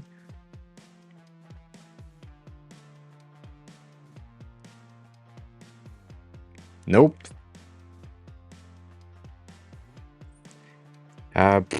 Website builder 3D. It's not Spline. Oh, it's Dora. Yes, that thing. Forgot about this bitch. So this is the same thing, which basically is built around the fact that you can integrate 3D elements inside of your website. That's their like selling argument. Abdel, hi, welcome on in. Yes, it is Dora. So that could have been interesting, but like Web Studio is as you can see, the interfaces are all the same, and I don't know how I feel about these things. But there are like so many apps that do these, and these are the newest one. You have like Mako, which is like shit.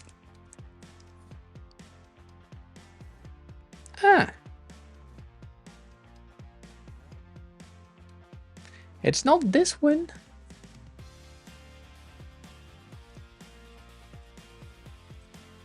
This one is really, really old, and apparently it died. Yep, it died.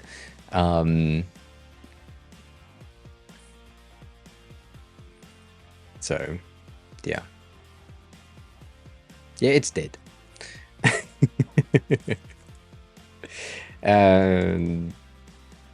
There. Sorry, my bad. It's Dora.run. Have you seen COD UX? I don't. That doesn't seem like a thing I know. Nope, that's the first time. I like the logo though. I like the logo. Thank you for sharing. That's a new one for me.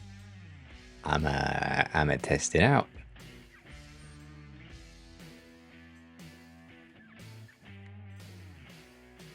I'ma test it out, because if it does what I think it does, that's pretty neat.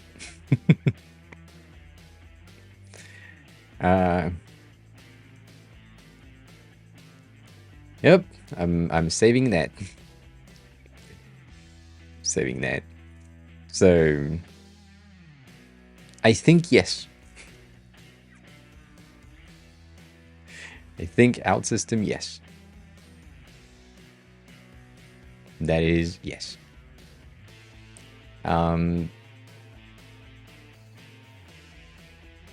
But it hasn't been, I mean, I've heard of it, I think a long time ago.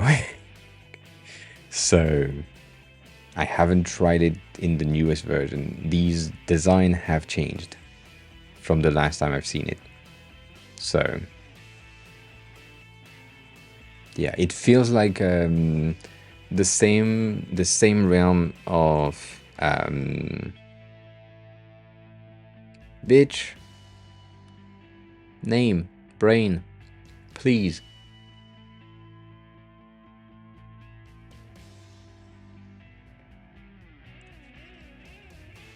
No?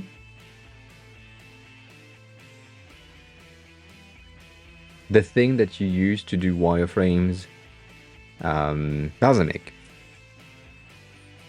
That bitch ass thing. It feels like it's the same as this, which I hate.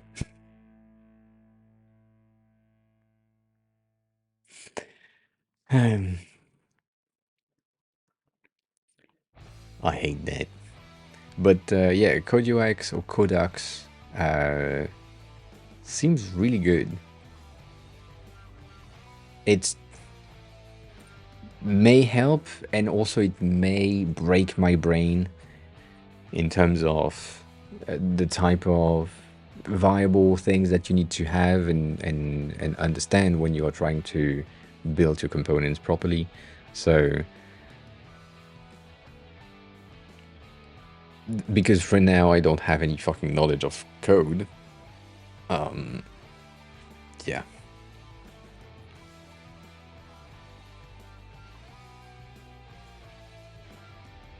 You mean Balsamic, or you mean the this one?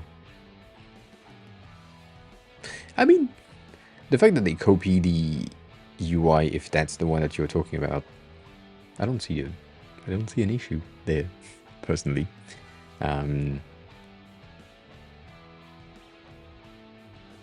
Well, the thing with CodeUX, I don't know how to pronounce it. If that's the one that you're talking about, it's not really a low code, no code thing. It's just it's an IDE that also has a visual representation of what you're building. So if you are more familiar with the building of the visual, then you can start with that and then go into the IDE to change some of the behaviors. I'm guessing like in the IDE you will have the ability to like link data from a backend or something, but then in the front end ish, without having to go inside of the code to change the visual, because you are more of a Figma person. I think that's pretty interesting. So if you're old enough,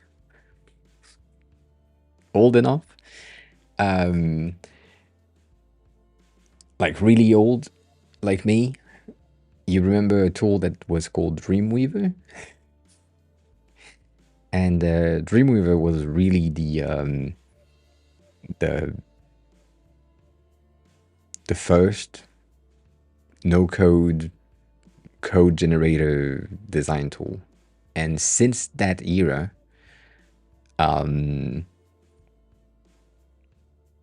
yeah, but we didn't have really other tools before Dreamweaver that generated, or at least that was popular enough to be recognized to generate like code based on visual choices. Not yet. But also at that time, Abdullah, hi, welcome in. At that time, everything was just position absolute anyways, so Dreamweaver was kind of fine. And so at that era of people saying, well, the code that Dreamweaver is building or spilling out is bad, which is what most of the people are still saying, like no code tools are giving you bad code. There was a bit of an era of change and people that were building apps based on Bootstrap to build no-code apps that were spilling Bootstrap code at the result that was like better than what Dreamweaver was giving. And I remember with macro that I tried to find a second ago, 18 apps that I tried at that time to find the best one. The best one was Blocks, still there, still works. That were doing the same thing as Dreamweaver anyways. So these tools have been there for a while, and a lot of software have been created to make sure that they have an option to build like a no-code app. So there is plenty, and it's nice, but yeah, I don't know. I don't think the quality was really bad. I think the performance was bad, but the render was pretty good. And then we had Adobe Fireworks to do the banner ads, which will also be good for animated banners on your Dreamweaver websites, which was great. And Flash was great. So yeah.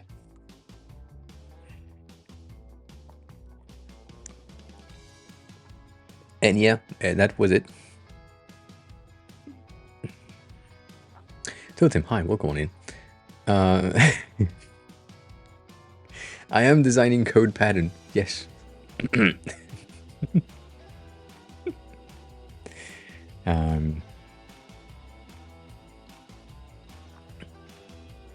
I've did a lot of things with Flash.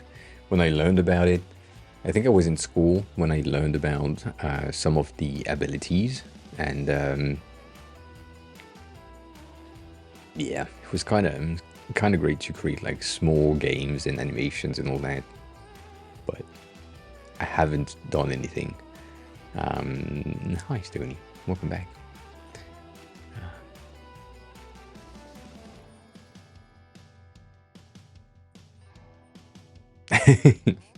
A whole multi-user, multi-camera videos live streaming platform in Flash.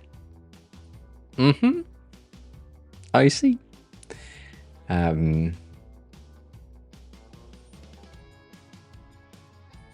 Yeah, I mean, you can still do that. If the person in the other end is not careful enough or doesn't know what they're doing, you can still do that. Right. Or if you're good enough. So, I don't know. I don't know how I feel about this.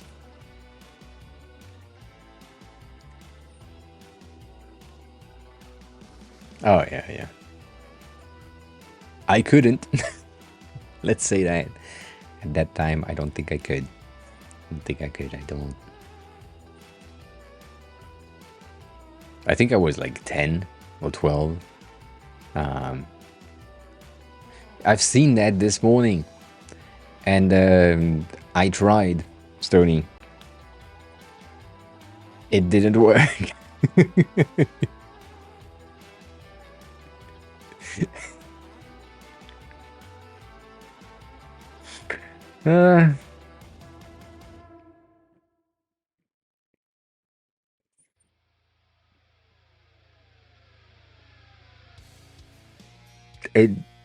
My brain was like, oh yeah, no, it doesn't work. And then now I just read it and I was like, oh, it's encryption. Okay.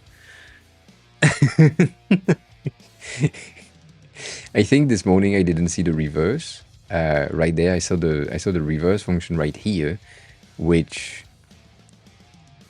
made no sense and made sense. And then I was like, but the function is S, but it doesn't do anything. And I didn't read the entire thing, so I was like, oh, it's string 2 followed by string 3 followed by string 1, and I was trying to make word in my head and it didn't work. And right now I just read it and was like, oh, encryption. Okay, cool. I don't know.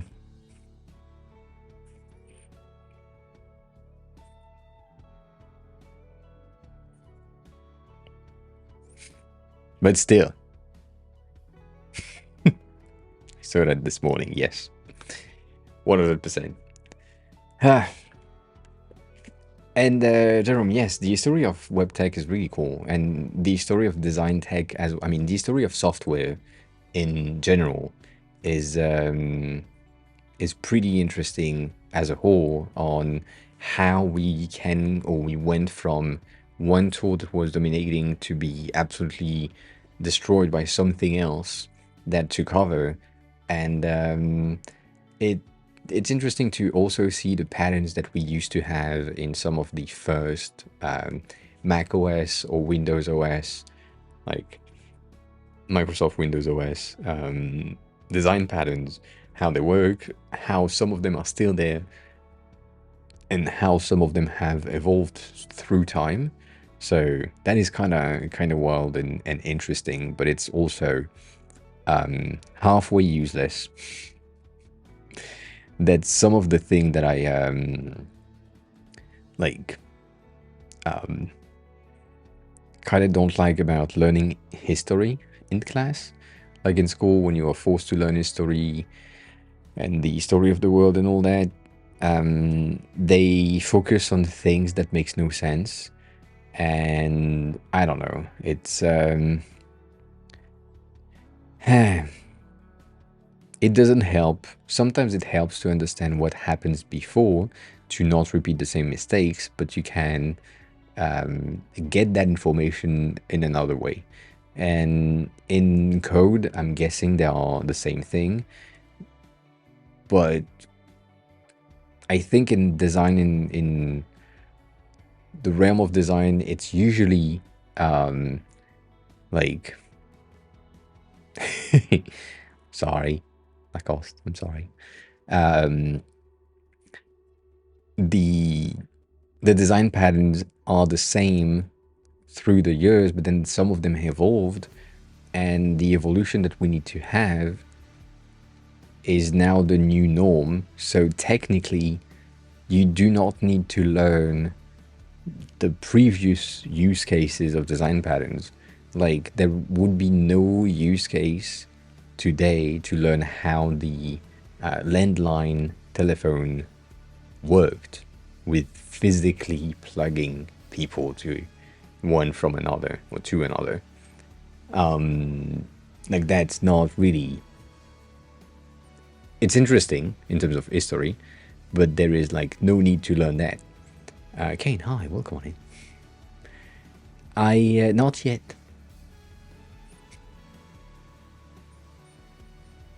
Yeah, that's the thing also. Like, Stony, the how do you phone someone? If you're like Gen Z, you're like, oh, that's the phone someone. If you're not, you do that. I haven't tried a GPT. No, I clicked on it and then I forgot about it. My bad. My bad. I did nothing. I forgot about it. Um,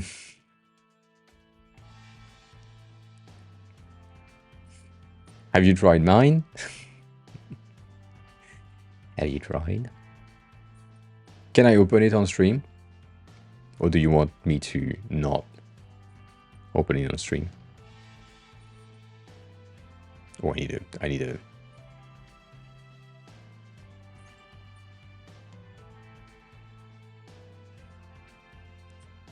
Can I refresh that?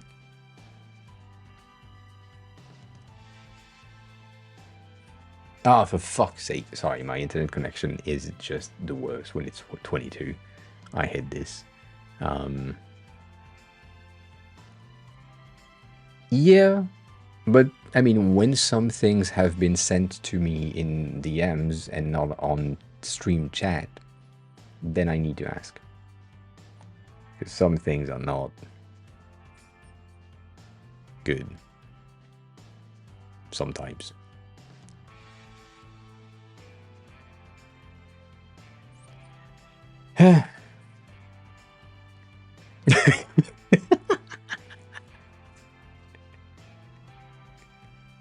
Actually, go take a shower. Please.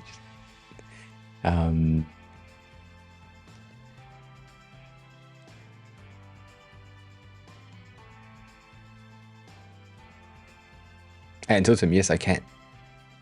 Um,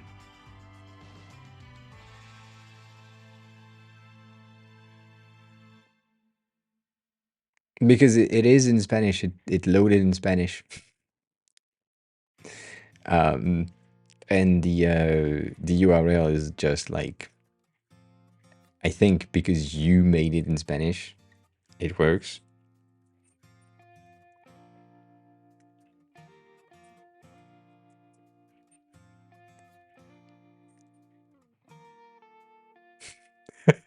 Apparently, it can't.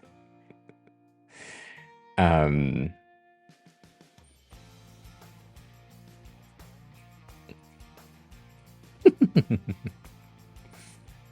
I think I will have a fat ass network error again. But yeah, what are the type of things that you want to do? Um,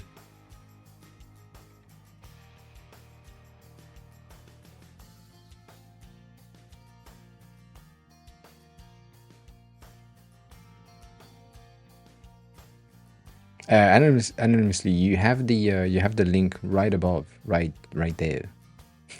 I was about to say right there, but no, he fast, right there. So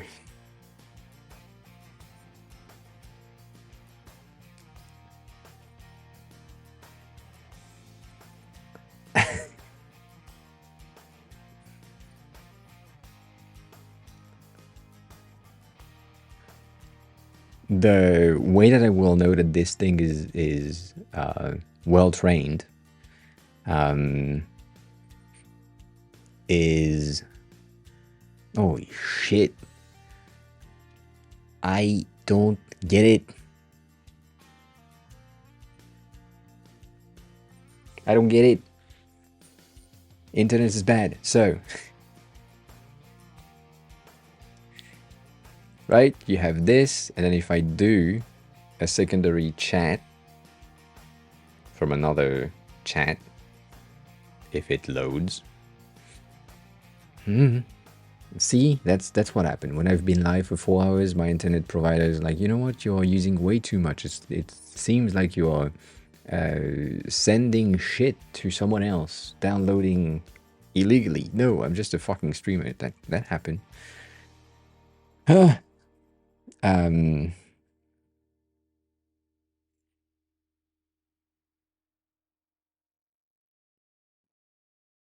Yeah,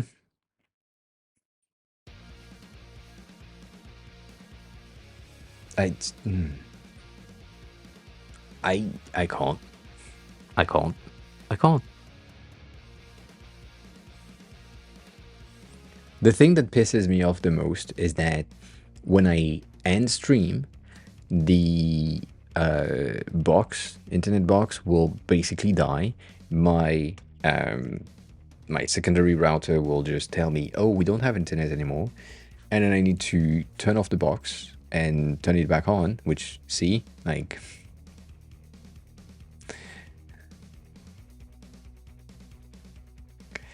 no. It's crazy. I don't get it. I get it.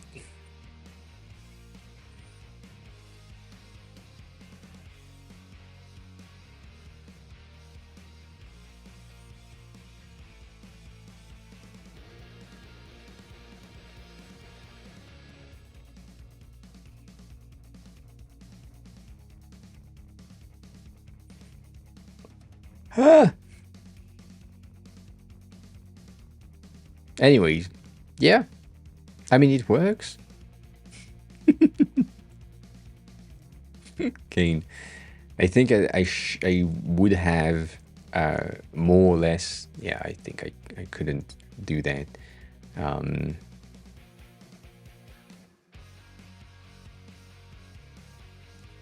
it.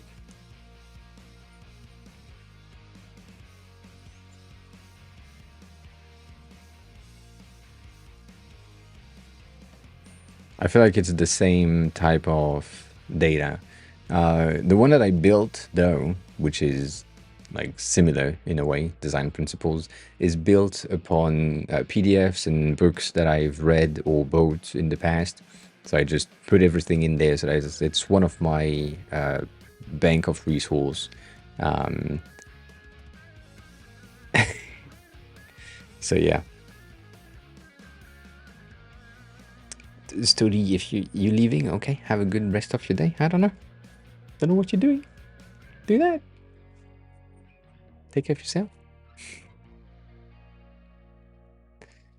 Yeah, technically, when you are building a GPT, when you are like in the explore section, which apparently just they don't want me to fucking click on anything. It's such a fucking mess. I hate it. Yeah, I hate that. It's oh shit, no, not that. By the way, Kane, you are in my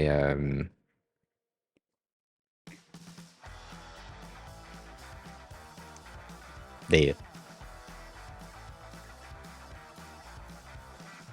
thingy. And yeah, I use ChatGPT a lot. I mean, a lot. I use it. Let's say that. But you have now the ability to what they call the create a GPT, which basically will give you the ability to build something that help. It's not ordered because you used to be in the center. You used to be in the second row. So it changes based on the refresh of the page, sadly. But yes, you are there. You also probably provided a lot of these, Stony. That's a lot of points for a channel that has had only 144 streams throughout 1 year. I mean, 46 now. But yeah.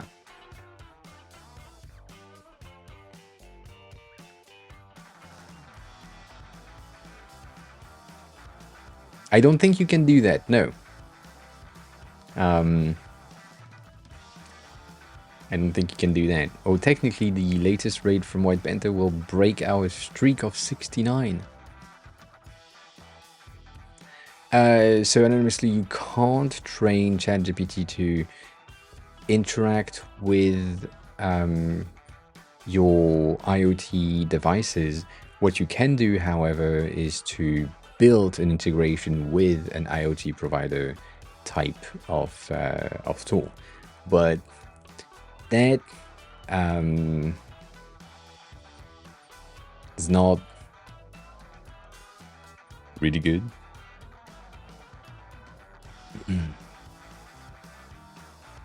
But then, yeah, I mean, it could work. It could be a thing. I'm not saying no. Well, it's not the same. All right, let me rephrase and help. GPT is not an assistant in terms of it can interact with the world around you. GPT is basically a text-based assistant, and you can command it to do things in its perimeter. If you plug it to your lights, if you have like an API that is linkable, then you're good. And it would have the ability to do something if you plug it through with an API connection, which is the same thing that Alexa has, but you need to do that by hand. But it is feasible, just complicated, more complicated than the thing that exists already, which my Google Home that you can see right there, here, would give me the ability to just say blah blah blah G word, turn off the light, and it will turn the light off. But GPT could be the same thing at some point. So yeah. And so Kane, if you're doing the same thing, like building the GPT based on PDFs and all that, I think that would be good. It's a pretty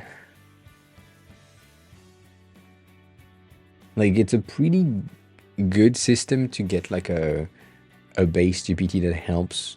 But all the designers that I've seen on Twitter have been doing the same thing as soon as it has been published. So yeah.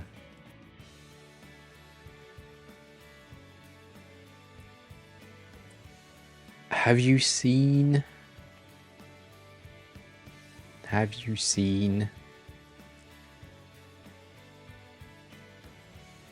I think it's this one. No. There is a guy that has built or rebuilt a Google Home Mini.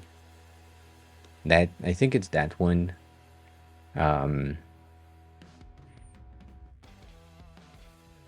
Yeah, it's that one. And this one is great. Would highly recommend you to take a look at the video and or the article anyways. But yeah.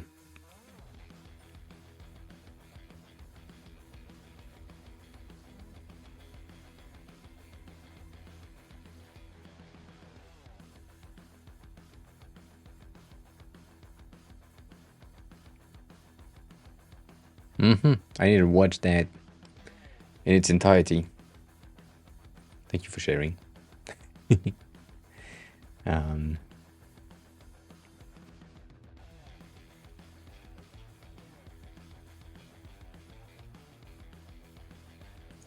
There is the autonomous agent that exists as well. That I think with ChatGPT, which basically means that the task it tasks itself to continue working on the task ahead until it reached the task ahead. So it can be autonomous with some plugins. GPT can be autonomous. There are some wrappers that basically are wrapping a GPT inside of a GPT, and so the inner one is replying to the main question, which is the goal, and so the one that is outside is replying to the inner one. I think that's the behavior. So it basically runs on itself, and it's expensive, but it kind of works. So that's interesting to me. But then yeah, the secondary one that I just shared, the Hackaday Google Home Mini, is pretty JD, hi, welcome on in. It's pretty good as well. The assistance, the voice, the differences is pretty nice. The difference that is on the hacked version is the latency in between the keyword and the replies. It's not as fast as the Google one, but you know, that's normal. That's run kind of locally, so that's pretty interesting. Yes, at some point it will happen anyways. So I'm not worried about it. Not worried about it. I know things will happen.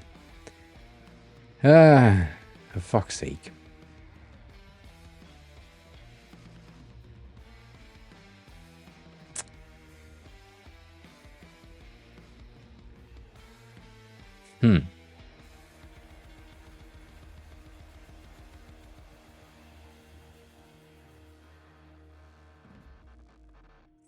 Yeah.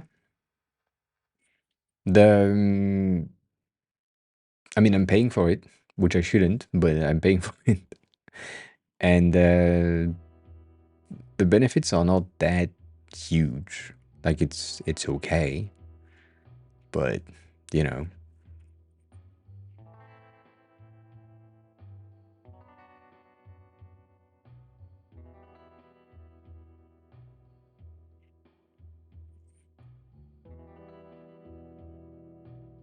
I think I paid for it when they announced that you could have the creative writing things on GPT-4, and I was like, oh, that's more interesting than GPT-3. So I paid for it, but yeah.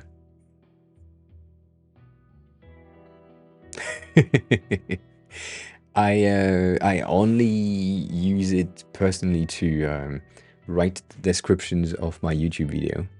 Every time we have a new YouTube video, which by the way, we had one that popped in yesterday, the description is basically based on the script that I have, write a description for it. And that is what I built this GPT for.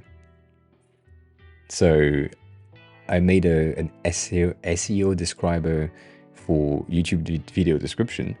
And so I'm just pasting my script or anything that is said in the video, like the transcript.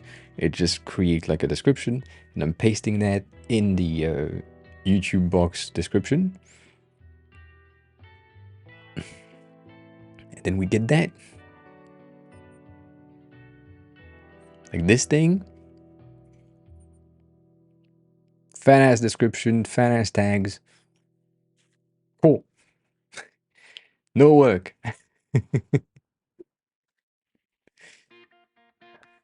I also generated this thing, this thumbnail.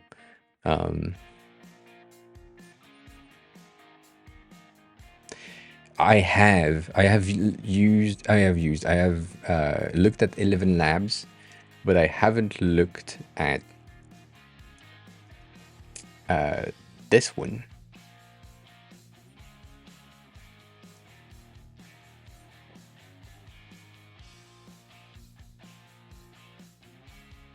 What do you mean I gotta be more consistent with the scene I use? No.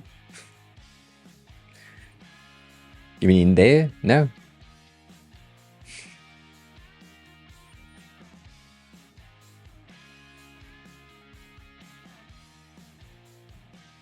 It's the same.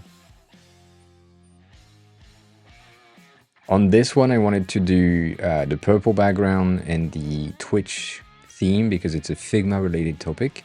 And on the red background in general, it's the design related topics as a general thing. And then, yeah.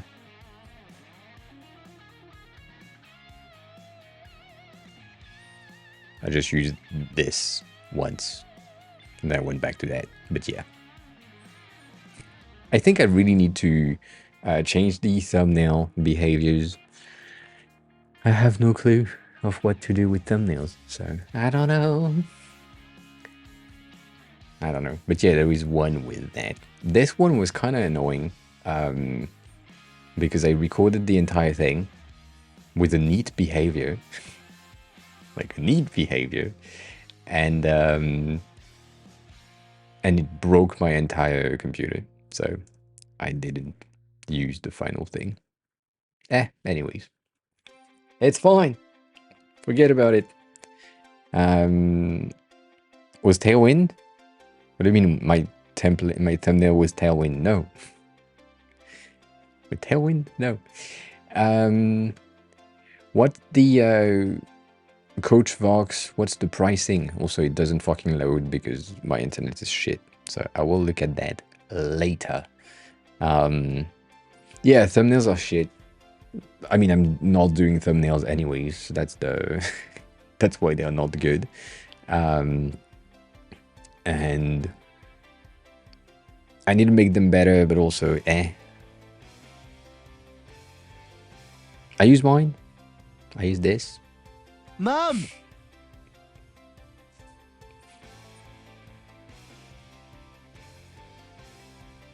Denny, you sent me the same thing that we've been looking at on stream.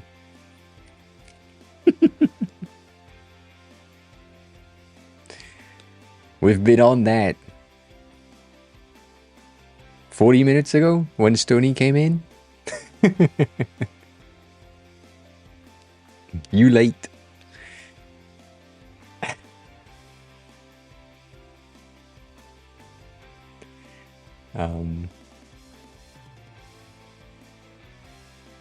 Tailwind has a video on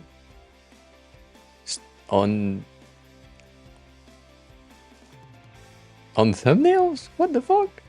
But I've seen that thing this morning anyways, so even Stony was late.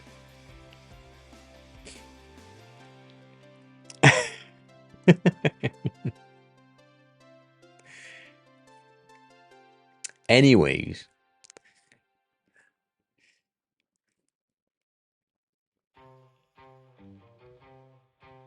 Yeah, nah.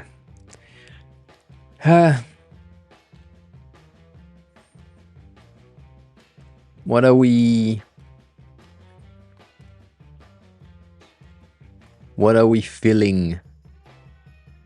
Are we feeling something specific?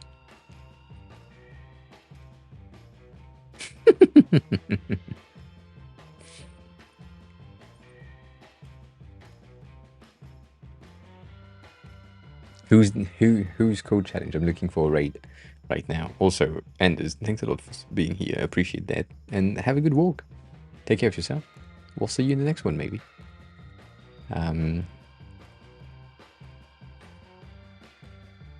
Is there someone called code challenge? No. No one's live. No one that I know is live. What do you mean already ending? My internet connection is just giving me the signal that I need to fucking end. Which is sad. I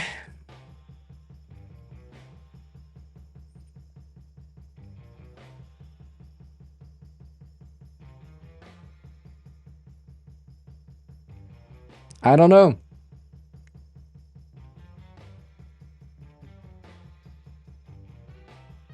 Yeah, JD, go live. I mean, Pirate Software is there, but same thing as yesterday. He has 5k viewers. What's the fucking point at this time? Which, by the way, I'm looking at my non-viewers, but like followers.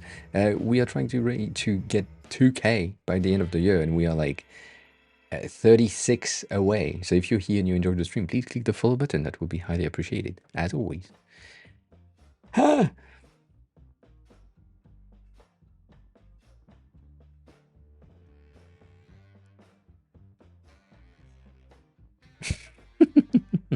I mean, he's on the cycle, Denny. He's on the cycle that just moves things around.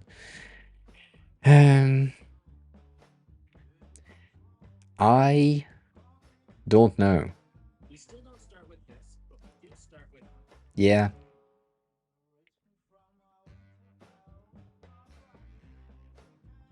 I do not know, but Bad Cop is in the chat, so let's do that. Cool.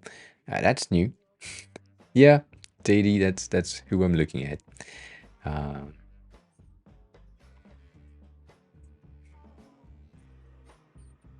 Bad Cop is in the chat. I think like that's a good ID. All right, so it's the first time. Let's see who they are, how they are. So as always, please follow the channel. That's all I'm asking for. Don't sub or sub, but if you sub, you get access to the VODs here. However, if you don't sub, you get access to the VOD on YouTube, which I forgot to release the VOD of yesterday, but that happens.